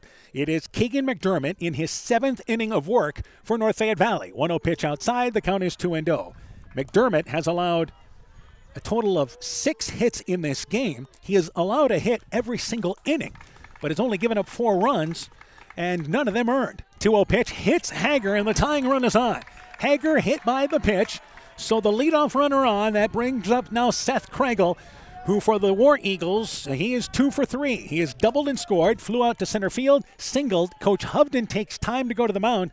And does he make a pitching change here in the bottom of the 7th? Yeah, maybe. Maybe McDermott's run out of gas here. You'd like to see him finish it, but you also want to get this win. Well, and remember, back in the 5th inning, this is the part of the lineup that hit the ball hard against McDermott. That was back in the 5th inning when they singled, then had a couple of lineouts to center field. Yeah, both outs, but hit hard. And so Coach Hovden taking time on the mound. Doesn't look like he's going to make a pitching change here in this situation. So the War Eagles have trailed all game long, but both these teams have had runners on all day long. North Fayette Valley has left 10 on the base paths. Yeah, that's if they aren't able to win this, that's going to come back to haunt them. And Clayton Ridge Central has left 6 on here in the bottom of the 7th inning. So a long conversation going on the mound for Coach Hovden. Always wanting to make sure what the infield's doing here, too. Yeah, absolutely, because could be running here. But you'd be surprised. He should be running here, but you'd be surprised if Kragel's going to bunt. Yeah. I mean, he's one of your best hitters, a senior. This is kind of the situation you want him to thrive on. Yeah. I think just calming everyone down, making sure, getting everyone focused. Tate Hager does have a stolen base in this ball game, has been thrown out once this year. And they pick off the first base, and he's back just sliding in safe, not too far away. And we'll work here to Kregel. Softball update. Southwind scored 5 runs in the top of the 7th inning. They lead 11-7 as Clayton Ridge Central has scored 2. Kregel bunting, but he's bunting for a base hit. Fielded by McDermott. The flip to first. Tilleris stretches, and they get him there. So Kregel wasn't sacrificing. He was trying to bunt for a hit, and it was a beautiful bunt up the first base line. It ends up being a sacrifice as Hager moves into scoring position. Yeah, I think maybe kind of a dual-purpose bunt there. Make sure he gets over, but also trying to beat that thing out. So that brings up now Dom Mast. Mast, the cleanup hitter. He is 0 for 3, reached on an air, popped out to the mound, lined out sharply to center field. And a big out number 1 for McDermott. Curveball, that's a pitch outside, low, and the count is 1-0. So the Eagles on the softball side trying to rally, as are the War Eagles here on the baseball side. 1-0, tying run is at second base for Clayton Ridge Central. And McDermott delivers the 1-0 pitch, and that pitch upstairs, the count goes to 2-0. So Mast followed by Oberbreckling up to bat here at the bottom of the 7th inning. Been an entertaining game anyway. Yeah, for sure. Competitive like we thought. Some long innings, but 2-0 pitch upstairs, and the count now goes to 3-0. So as far as walks in this ball game, McDermott has done a good job. He hasn't walked anybody in this ball game. Now, he's hit 3 batters, but he hasn't walked anybody. He'll have to come back against Mast. And the count is now 3-0. Mast takes it to the strikeout side. The count is 3-1. Sometimes you'd give a senior maybe the green light, but I think in that situation, Mast wanted to at least see one. And you do have first base open, but I don't know that you want to put the go-ahead run on. Yeah, that would be the winning run in that situation. Yep. 3-1 count to Mast. McDermott delivers the 3-1 pitch. It's in the dirt and going to third base as it scoots by Rogers. Advancing to third base will be Hager. Good read by Hager at second base. Mast walks, so you've got runners on the corners now here. Tying run is at third. Again, the first walk issued by McDermott. Mast will be replaced by a courtesy runner, and that, once again, is going to be Micah Brees. So Brees has been the designated courtesy runner. He represents what would be the winning run. Coach Hovden's second time out of the inning, and he's going to make a pitching change as they're going to turn to, I believe, Blake Everett to try to get out of it here in the bottom of the 7th inning. So a pitching change for North Fayette Valley, trying to hang on 5-4. War Eagles with 2 on and 1 out here in the bottom of the 7th. Let's take this break. TNT Power Sports sells and services all makes and models of UTVs and ATVs. We have a nice selection of clean used units available along with new units. Contact Brian, Sawyer, or Tracy for your next UTV or ATV purchase. To keep your UTV or ATV in top-notch condition for work or play, schedule your service work with Brian or Nathan by calling 563-245-1100 or stop into TNT Power Sports north of Elkader on Highway 13 for all your sales or service work. Experience high-speed fiber internet through Neat's fiber optic network with speeds now available up to 1 gig in and around Monona, Luena, St. Olaf, Farmersburg, and Postville. Don't forget, you no longer need to carry a phone line when you subscribe to internet in one of Neat's Freedom plans. For more information on how to upgrade your services and the best pricing, visit NEITEL.com or call today 877-638-2122. Neat, connecting you now. Elkader Tax and Bookkeeping are proud supporters of all of our local high school sports teams. We want to wish everyone the best of luck on their season. We are here for all your tax, payroll, and bookkeeping needs. Give us a call at 563-245-2154. Again, that number is 563-245-2154. Thank you from Kurt and Ann at Elkader Tax and Bookkeeping, located in downtown Elkader. Bottom of the 7th inning, good baseball opener for us. 5-4, North Fayette Valley in the lead. Caston Oberbreckling is up to bat now for the War Eagles. Blake Everett is in for relief. Everett, again, is a right-hander. I believe he just came in to pitch, and McDermott went to left field as a straight change. If you're talking about Everett, pitch-wise this year, Everett, this will be his second game. He threw 1 inning, allowed 6 hits in a previous ball game, did strike out 3, gave up 9 runs, but only 1 of them was earned. So one of those innings that was just ended up being absolutely terrible. Yep. Everett's job here, get 2 outs. Yep. A strikeout would just be gigantic if he could strike out Oberbreckling. And he throws a little harder than McDermott does, but again, sometimes that can be a little wild. Yep. So now for the War Eagles, let's see what they look to do with the runner at first base if he's off and running. So heading to the stretch, it's Everett. He's off and running. There's a pitch inside. They fake the throw to second base, and Brees is in there standing up. So second and third now. You've got the tying run at third, the winning run at second base, and the count is 1-0 to Oberbreckling. So now do you put him on? You might as well, huh? Well, right now they're going to let Everett work towards him.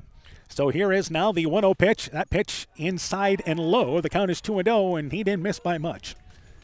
So Oberbreckling, again, flew out to right field, singled, and lined out to center. So he's hit the ball 3 times in this game. A couple of times, again, hard. 2-0 pitch. That's a strike on the outside. The count is 2-1. So, yeah, you could think about loading the bases in that situation. Yeah, because that run wouldn't mean anything. I'm kind of surprised they're not putting Tiger Hawks are in. And the edge of the infield. 2-1 pitch, fastball, and swinging right through it. There is Oberbreckling, and the count is 2-2. Well, now you probably don't. No, and the reason why I think that maybe you don't is because Everett's got strikeout stuff when he's on. Yeah, and I just thought when it got to be 2-0 maybe you do, but now that it's 2 strikes on him, get that strikeout. So 2 balls and 2 strikes, 2-2 pitch. It's outside, and again, Rogers able to pick that ball up, or at least knock it in front of the plate. But the count is full at 3 balls and 2 strikes. And if you trust him not to leave anything over the plate, a walk doesn't hurt you here. So. Owen Hammersland is waiting on deck with 1 out here in the bottom of the 7th inning. And the 3-2 pitch, fastball outside. It is ball number 4. Just missing on the outside. Oberbreckling had to kind of hold the breath a little bit there, I would think. Yeah, that was close. And our official home plate umpire, again, he gave that push to the outside. Yeah. Just missing, and that brings up now Owen Hammersland. So the bases are now loaded. And again, the Tiger Hawks will bring in the infield.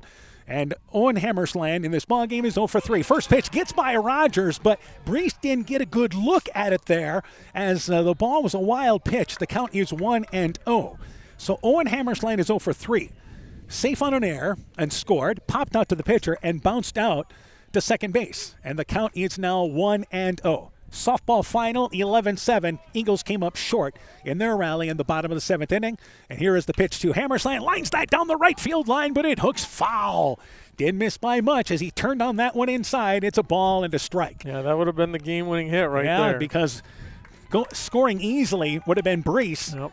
And Coach Czar was hoping that ball was fair as he was wheeling everybody around, but not the case. Yeah, it had to be close to the line over there. It kind of blocked out by their dugout.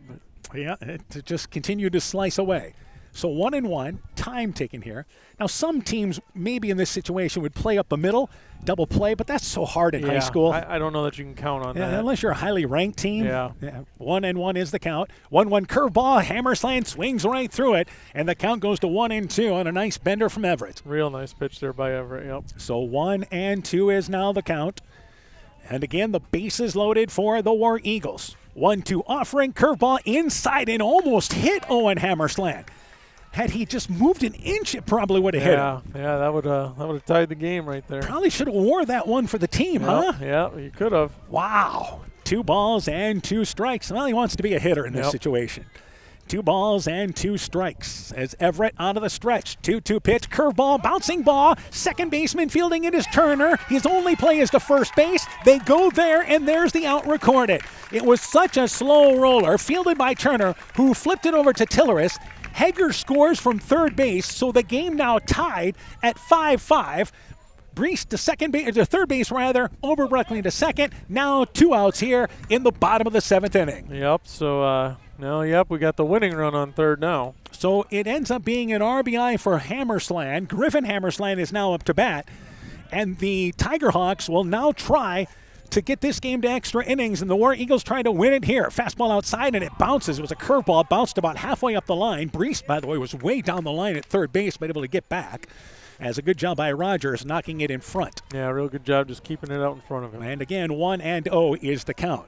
If you're talking about if we get to the 8th inning, the Tiger Hawks will send up 2, 3, and 4, but the War Eagles trying to win it right now. 1-0 pitch inside behind the back. They're going to send Brees in from third. Picked up by Rogers, throw to the plate, and he's throwing out there. What a job by Rogers getting to the backstop. They throw to the plate, retired there for the third out of the inning is going to be Brees, the runner, and we're going extra innings. Defense makes the play for the Tiger Hawks. We go to the 8th, tied at 5. Epic Wear. Get personalized clothing for your school, your team, family, friends, business, or any event. Epic Wear has a huge range of customizable apparel, trophies, and awards. They offer free design help or design your own apparel at getepicwear.com, and you can even set up a free website for your fundraiser. Epic Wear, walk on.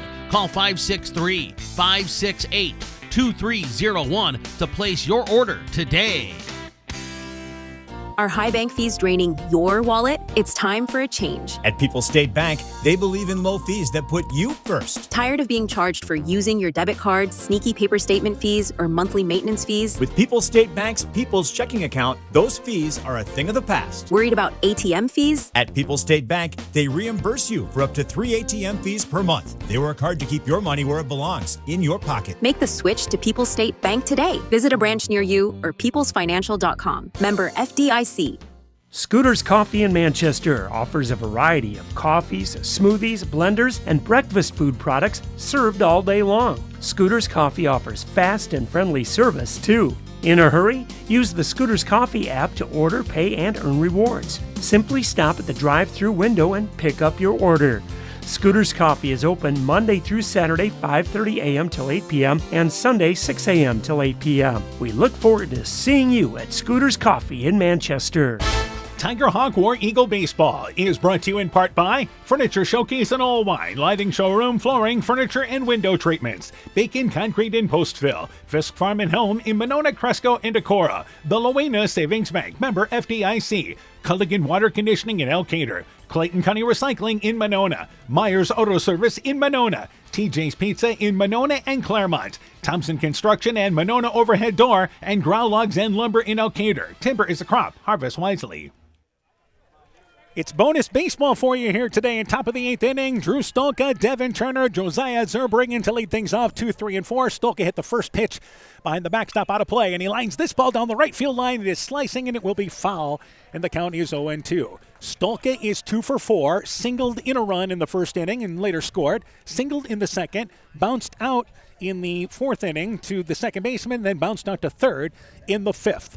So the War Eagles tied it up in the bottom of the 7th inning, but the play of the day, the Tiger Hawks defense has been shaky, but Rogers making the play there as this ball's fouled out of play. Rogers on a pitch that sailed to the backstop there, got by him, was able to get to the backstop, made the strong throw to Everett covering the plate. Brees just out at home plate as the War Eagles certainly did the right thing to send him. Oh, yeah, you got to try and win the game in that situation. So 0-2 the count here now. 0-2 curveball, slow bouncing ball up the third base line. Charging it is Owen Hammersland, throws it on the run, throw to first, not in time. Gets by Dudley. Stolka had it beat out anyway. It's an infield single, and a good job backing things up by Mast as Dudley had no chance to get that. The Tiger Hawks have the leadoff runner on here in the top of the 8th inning. Yep, again, we got runners on every inning. Tate Hager has been good on the mound in relief. The Tiger Hawks have not scored since Hager has been in, and that was back in the 4th inning when he came in with 2 outs. And now continues to work in 4+ innings of work for him today. As a matter of fact, he's throwing 65 pitches in this ball game. But I think you're going to live with him right now if you're the War Eagles. Yeah, I think you almost have to. They look to bunt. Bluffing is Turner, stealing second base. Pop-up slide there by Stolka. Had a great jump. Moves into scoring position. Leadoff runner now into scoring position here. And once again, the top of the 8th inning. So the Tiger Hawks, heart of their lineup coming up. If you're Clayton Ridge Central, you look towards the bottom of their lineup coming up. They'll have 7, 8, 9 in the bottom of the 8th inning. So 0-1 is now the count. And the 0-1 pitch inside, scoots by the catcher Mass. That'll be a wild pitch. Heading on over to third base is Stolka. The Tiger Hawks have left a small village on the base paths. Yes, they have tonight, yeah. They have left 10 on the base paths in this game, and they've got the go-ahead run at third base. Nobody out here in the top of the 8th inning. I think base is loaded twice. Yep, they've left them loaded twice, so they are looking at some opportunities where they have just flat out missed getting that big hit. 1-1 is the count. 1-1 offering, pitch, wild pitch, going to scoop by Mass. There's no chance to get that one. It bounced towards the first base dugout. Scoring, standing up is Stolka, and it's now 6-5, North Fayette Valley in the lead. Yep, we're right back in the same spot we were in the 7th inning. So North Fayette Valley scores for the first time against Hager. The count is 2-1 to Turner. So Hager is now the pitcher of record at this point for Clayton Ridge Central, and McDermott lost his opportunity for the win. Yeah. As he ended up giving up the tying run. It's credited to him in the bottom of the 7th inning. 2-1 pitch, strike on the outside. Count goes to 2 balls and 2 strikes. So our 2 best pitchers in this game, Hager for Clayton Ridge Central and McDermott for North Fayette Valley. One of them may get a decision, the other one will not. Right. Fastball up against the backstop will do it again. 2 balls and 2 strikes. So the Tiger Hawks, base hit. They scored a run without the ball leaving the infield. Yeah, I was just thinking that too. Yeah, infield hit, stolen base, couple wild pitches. Yep. 2 balls and 2 strikes the count. 2-2 breaking fastball upstairs. Count goes to full, 3 balls and 2 strikes as it looked like Haggard didn't have a good grip on that ball anyway. Yeah, overthrew it a little. Again, we've got Cubs baseball coming our way here at the bottom of the hour, but we'll stick with this ball game however long they take us. 3-2 pitch, bouncing ball, second baseman Lone. Nice couple of steps to the right. Mason Lone fields it there, got it at about waist level, flips it on over to Dudley, and bouncing out to second base is Turner. It's the first out here in the 8th inning, brings up Josiah Zerbriggen, the shortstop. So Zerbriggen is 2 for 3 in this ball game. Singled in the first, flew out to left field, and singled in a run in the 4th inning. Yeah, he's hit the ball well this game. I think that the War Eagles, bringing in Hager, you understand that. I don't think they expected him to get to 71 pitches in his first appearance of the season. Probably not. Curveball, that's lined back into center field. It's a base hit, bounces his way into center field. So Zerbriggen with his 3rd hit of the game and a 1-out single for North Fayette Valley. They try to add on to a 6-5 lead. Yeah, he's done a nice job with the bat tonight. So again, the Tiger Hawks figure to be aggressive on the base paths once again. Again, they have not been thrown out. They've been able to.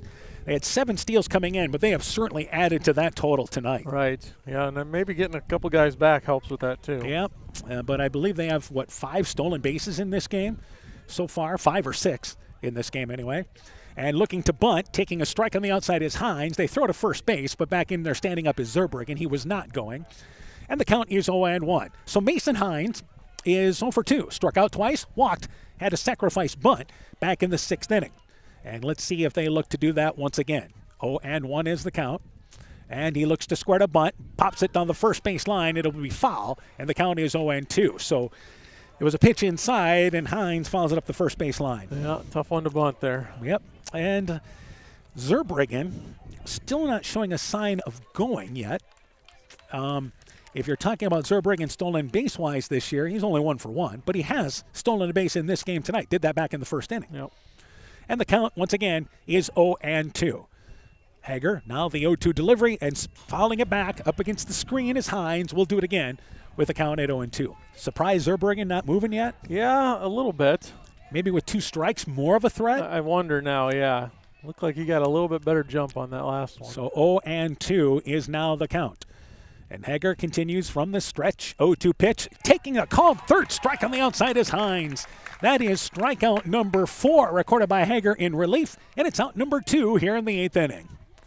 Brings up now Dane Weimer, the designated hitter. Weimer is 0 for 2, has walked twice, flew out to left field, and a strikeout victim. He is DHing for Keegan McDermott, who I believe now is the left fielder.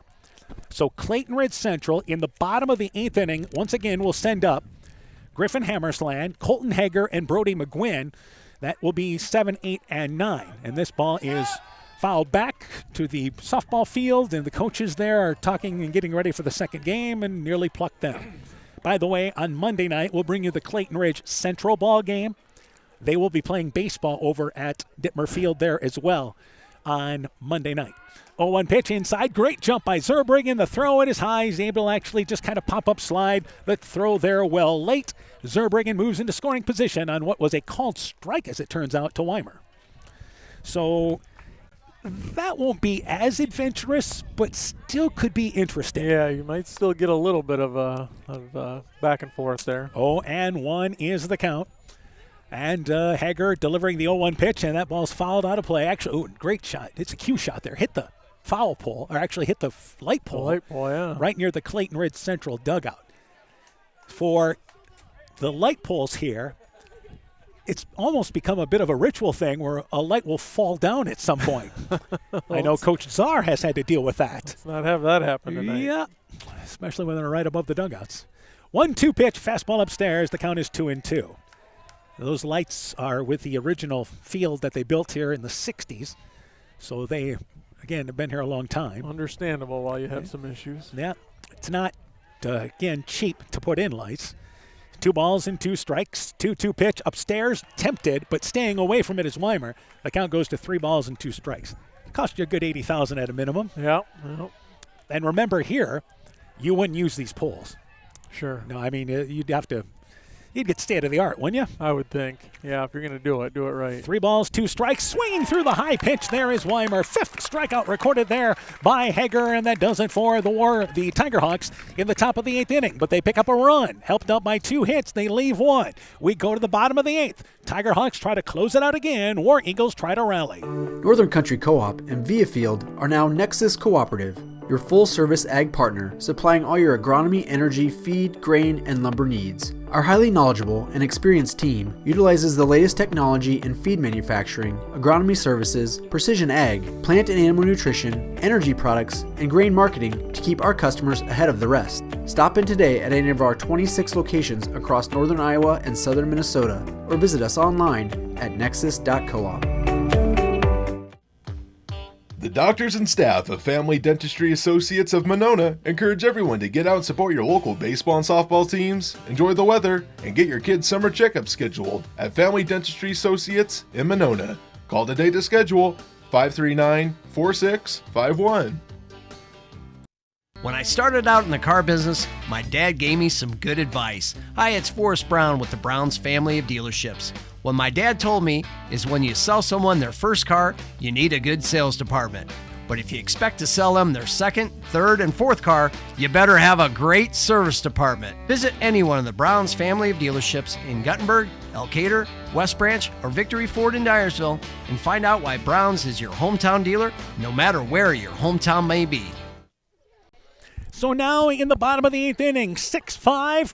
And again for Clayton Ridge Central, they'll send up Griffin Hammersland, Colton Hager, Brody McGuinn, scheduled to do up here in the bottom of the 8th inning. As it's 6-5 as North Fayette Valley scores a run. Blake Everett in his second inning of relief trying to win this now for North Fayette Valley. And again, it's a case there that the Tigerhawks trying to avoid getting back to the top of the lineup. Yeah, you need definitely need at least 2 outs out of these bottom 3 hitters. So once again, Griffin Hammersland is 2 for 3 in this ball game. He singled twice, scored a run, swings at an inside pitch. He just kind of almost backing away from it, fouls it down the left field line. The count is 0-1. That was almost self-defense there. We have 2 vehicles that are parked just down the left field line. Can they watch the game from there? Are they on the street? I don't know. Maybe the parking lot's full with 2 games going on. It could very well be, I guess. 0-1 pitch outside. The count is 1-1. Or maybe they just drove by, saw this ball game. Was could be a barn burner in the 8th inning. Looked at the scoreboard. So I might as well kind of check this out. We do have this is a tradition here, but you do have a car that's in the cemetery. That one's definitely watching. Yep, absolutely. There's always one vehicle there, no matter how good or how bad a team is. There's always at least one vehicle out there watching the game from the cemetery. 1-1 pitch there and popped up out of play. We'll do it again. Hit a ball and 2 strikes. So once again here, bottom of the 8th inning, War Eagles have been fighting uphill all game long, and they're going to try to do it again. Yeah, they just haven't been able to get over that hump. And we are out of baseballs. I guess we played long enough. Shortage of baseballs here. Matter of fact, I see a kid going to the shed. And that's where, of course, I'm sure they store some. So a couple of guys going there. Let's hurry up and get them back in here. JV, hoping this game ends soon. They're only going to be playing about less than an hour and a half if they're lucky. Kind of cutting into their time, aren't we? But the game's been worth it. Yeah, it's been a great game, just like we kind of thought. Ball and 2 strikes is the count. Blake Everett is one of the more experienced North Fayette Valley players. 1-2 pitch there. Curveball popped up in the infield. Second baseman Turner comes in towards the edge of the infield, makes the play. Griffin Hammersland pops out to second for what is out number 1 here in the bottom of the 8th. That first out is always a big one. It's important to get that leadoff guy. All right, Colton Hager is up to bat, but on deck is going to be Carson Rignitz once again. So Rignitz in the bottom of the 6th inning was safe on an error, which actually led to a run. Tigerhawks have committed 5 errors defensively. They have left 11 on base and still 2 outs away from winning this game somehow. Yeah, if you're Coach Hovden, you love a win with those numbers. Fastball outside. The count is 0-1. And to be honest with you, these were the type of games that they were losing a season ago. Right, and so, that year of experience for a lot of these guys makes a difference. And again, you still got to get 2 outs here, though. True. 0-1 pitch, low, and the count is 1-1. You've got a lively arm in Everett, but again, can be wild from time to time. Bottom of the lineup, just trying to find a way on the base pass here for the War Eagles to give the top of their lineup a chance as they've rallied all night long. Pitch, line to the second baseman, Turner. One hops it, he bobbles it, able to knock it down. High throw to Tilleris, who toes the bag, and safe at first base is Hager. It'll be an error charged on the play as Turner knocked the ball down, but it stayed in front of him, threw it to Tilleris. The throw pulled him off the bag. That's an error for North Fayette Valley, and the War Eagles have the tying run on here with 1 out in the bottom of the 7th. Yeah, Turner just rushed. When he wasn't able to snag that out of the air, he just really rushed that throw. I think he had time and pulled Tilleris off the bag. Now, Coach Hovden taking time here, and he may have a question of whether or not the home plate umpire, maybe he had a good look at it or not, but our base umpire was right on top of the play. I think he's going to make maybe a substitution or. Yeah, I'm not sure what that conversation was about. It might have been just asking him about the play. Yeah, well, and he looked towards the dugout for a second. That's why I thought maybe they were going to make a change. All right. Gives us fielders a chance to recollect themselves a little too. So with 1 out, tying run on at first base rather, but they're going to try to get him to second. Pickoff move to first base. It's not in time. And you talk about Hager. He has stolen a base in this ball game, but again, if you're Clayton Ridge Central, you are still aggressive here in the bottom of the 8th inning. That's their game. Short lead by Hager, and here is the pitch inside. That's lined into left field. On the run is going to be McDermott. Makes the play there in left field. At first, it looked like he maybe took too far of a step in, but able to get underneath it. And lining out sharply to left field is Rignitz. Hager has to hold it first. War Eagles down to their final out, and Mason Lone is up to bat, the top of the lineup. Yeah, he almost overran that, but able to recover. So Lone is 1 for 3. Flew out to left field, singled in a run in the 4th, and he also walked and took a 3rd strike in the 6th inning. So 2 outs, Hager at first base, and Everett going to the plate. Pitch outside there, misses away. The count is 1-0. North Fayette Valley, 2 runs in the first, a run in the third, 2 in the fourth, then 1 in the eighth. Clayton Ridge Central, a run in the first, second, fourth, sixth, and seventh. Bouncing ball, third baseman fielding it there is Stolka. The throw across the diamond, it is in time, and a good stretch by Tilleris, and that does it for the War Eagles. They put the tying run on base in the bottom of the 8th inning, but Blake Everett shuts the door, and North Fayette Valley defeats Clayton Ridge Central by a final score of 6-5.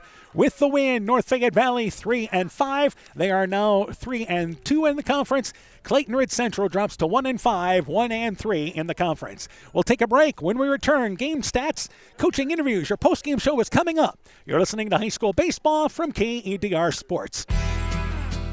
The Clayton County Farm Bureau Beef Passport is designed to connect communities with local restaurants, local beef, and local agriculture. Now through August 31st, visit participating locations like Fenley's Irish Pub, TD Sports Bar, and Backwoods Bar and Grill to enjoy featured beef menu items and collect stamps for prizes. This year, there's no minimum number of stamps required to enter, and you can participate digitally or with a traditional paper passport. At Freedom Bank, we're proud to cheer on the hometown athletes who give it their all. You'll see us in the stands, on the sidelines, and throughout our communities, supporting the players, coaches, and families who make Northeast Iowa a great place to call home. Whether it's on the field or in your financial life, we're here to help you reach your goals. Visit us in Elkader, Monona, Postville, or Waukon and experience the difference of a 100% employee-owned community bank. Freedom Bank, we empower success. This is Chris Holbert, General Manager of Hall Roberts Son Incorporated in Postville. We would like to wish the area student-athletes both a safe and successful sports season.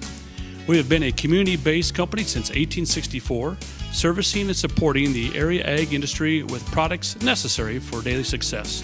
We look forward to continuing to serve and support both the ag industry and high school athletes in our surrounding communities. Thank you and good luck from the families at Hall Roberts Son. The vets and vet techs at Veterinary Associates of Clayton County offer a wide variety of services for all animals. We believe in treating every patient as if they were our own pet and give them the same loving attention and care they receive from you. Call our office at 563-245-1633 to make an appointment today. The Veterinary Associates of Clayton County are proud sponsors of Central Elkader Sports.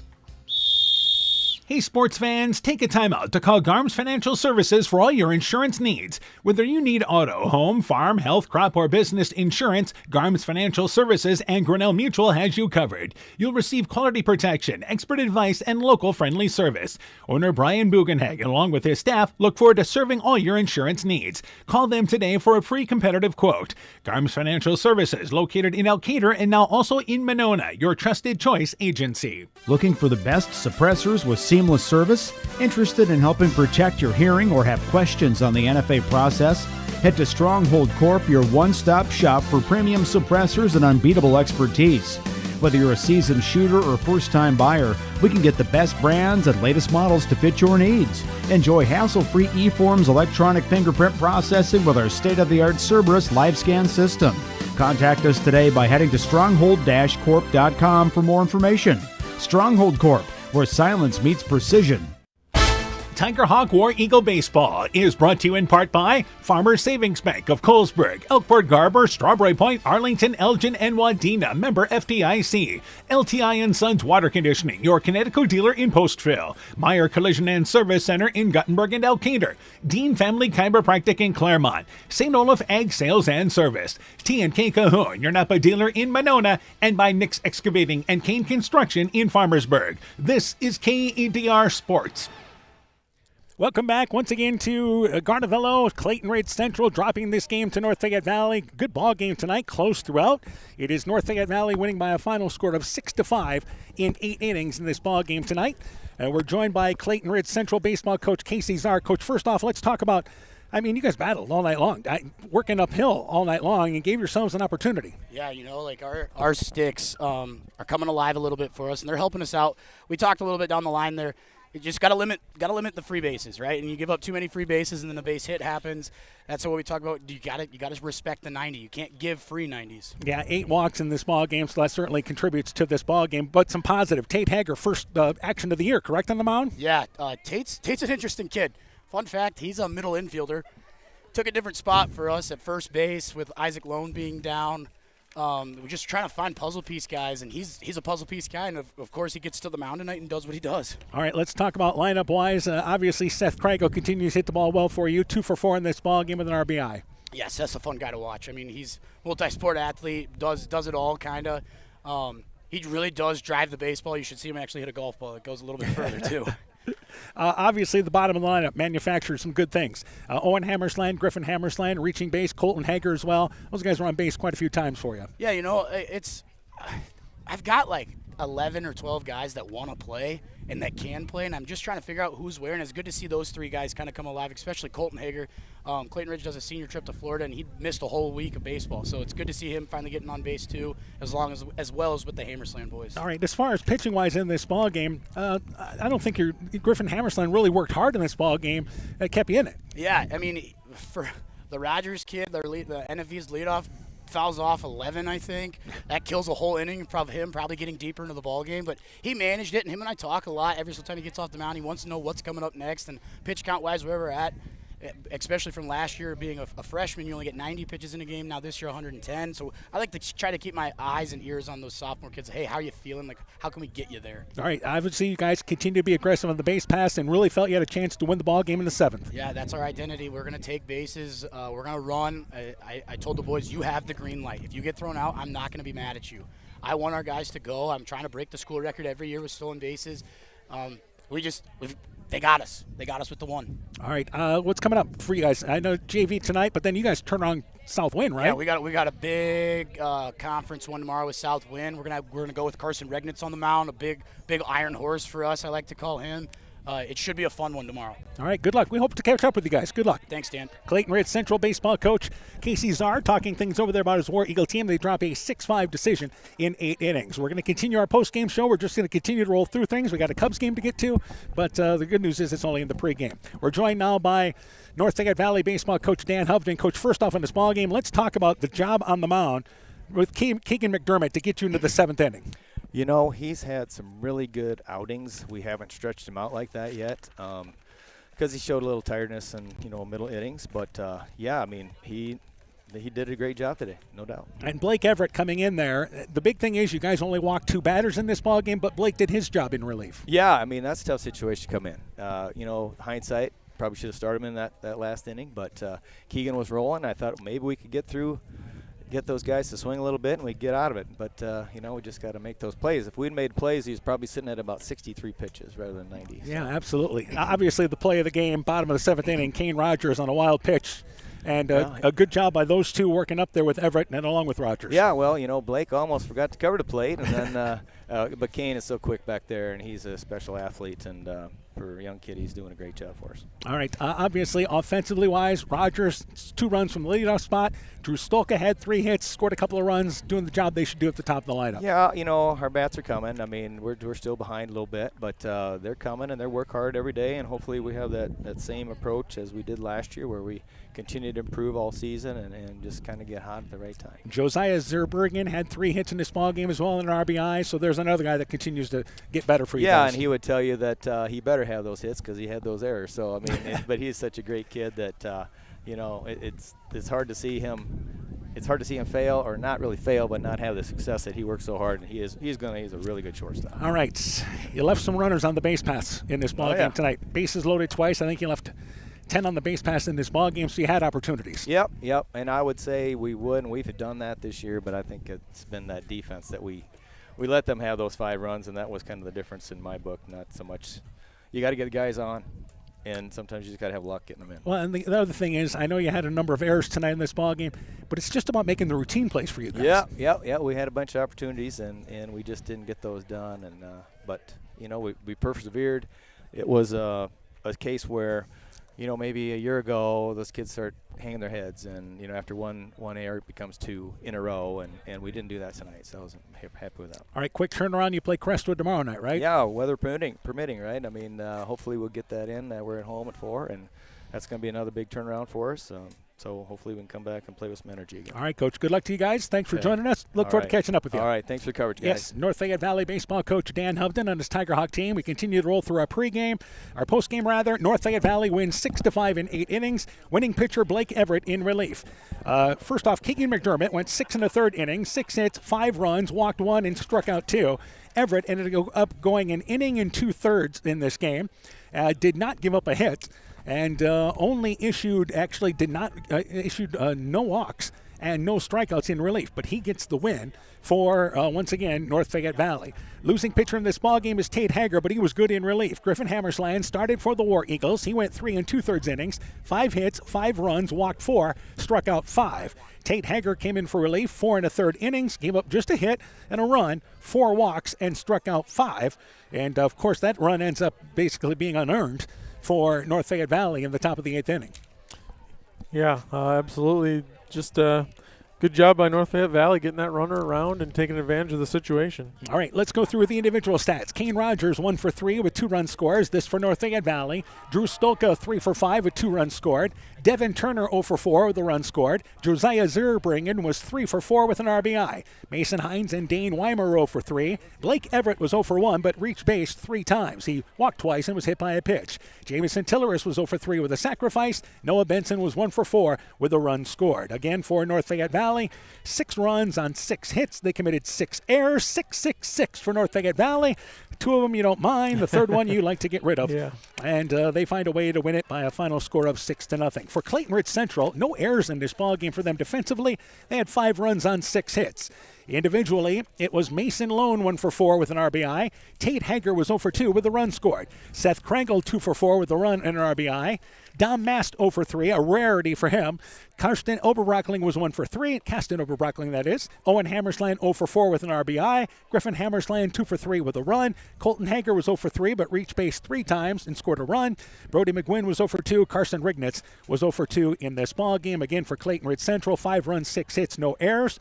War Eagles had 2 players thrown out at the plate. We can talk about what North Fayette Valley did not do defensively, but they made 2 huge plays at the plate, which gives them this win. Yeah, kind of evened out because they didn't make some of those routine plays you want them to make, but they did make some of those special plays that you don't always expect. So kind of ended up evening out in the end, but super competitive game tonight. So again, a thriller. North Fayette Valley wins 6-5 in 8 innings as they pick up their 3rd win of the season. Clayton Ridge drops to 1-5, and North Fayette Valley now 3-5 on the season. Our next broadcast Monday night, softball action in Elkader. Clayton Ridge is at Central. The On Deck show at 4:30. First pitch at 5 o'clock will bring you game 1. That's our first softball matchup of the season right here on KEDR AM 1400 and FM 96.7. Stick around, Cubs baseball coming up here. We'll be back to bring you the Cubs pregame show and all the Cubs action here on AM 1400 and FM 96.7. For a complete recap of tonight's ball game, highlights, scores, and more, go to KCTN.com and click on the Sports tab. This has been a presentation of KCTN FM 100 Sports. Boisier Lumber Company in Guttenberg and Elkader, your do-it-best rental center, handles Midland garage doors for residential, commercial, and agricultural needs. Midland Steel garage doors provide the best all-around value when appearance, security, durability, and low maintenance are desired. Boisier Lumber and Midland Doors take pride in providing their customers with top-quality products and superb customer service. Contact Boisier Lumber in Guttenberg and Elkader, your do-it-best rental center for Midland overhead doors sales and service.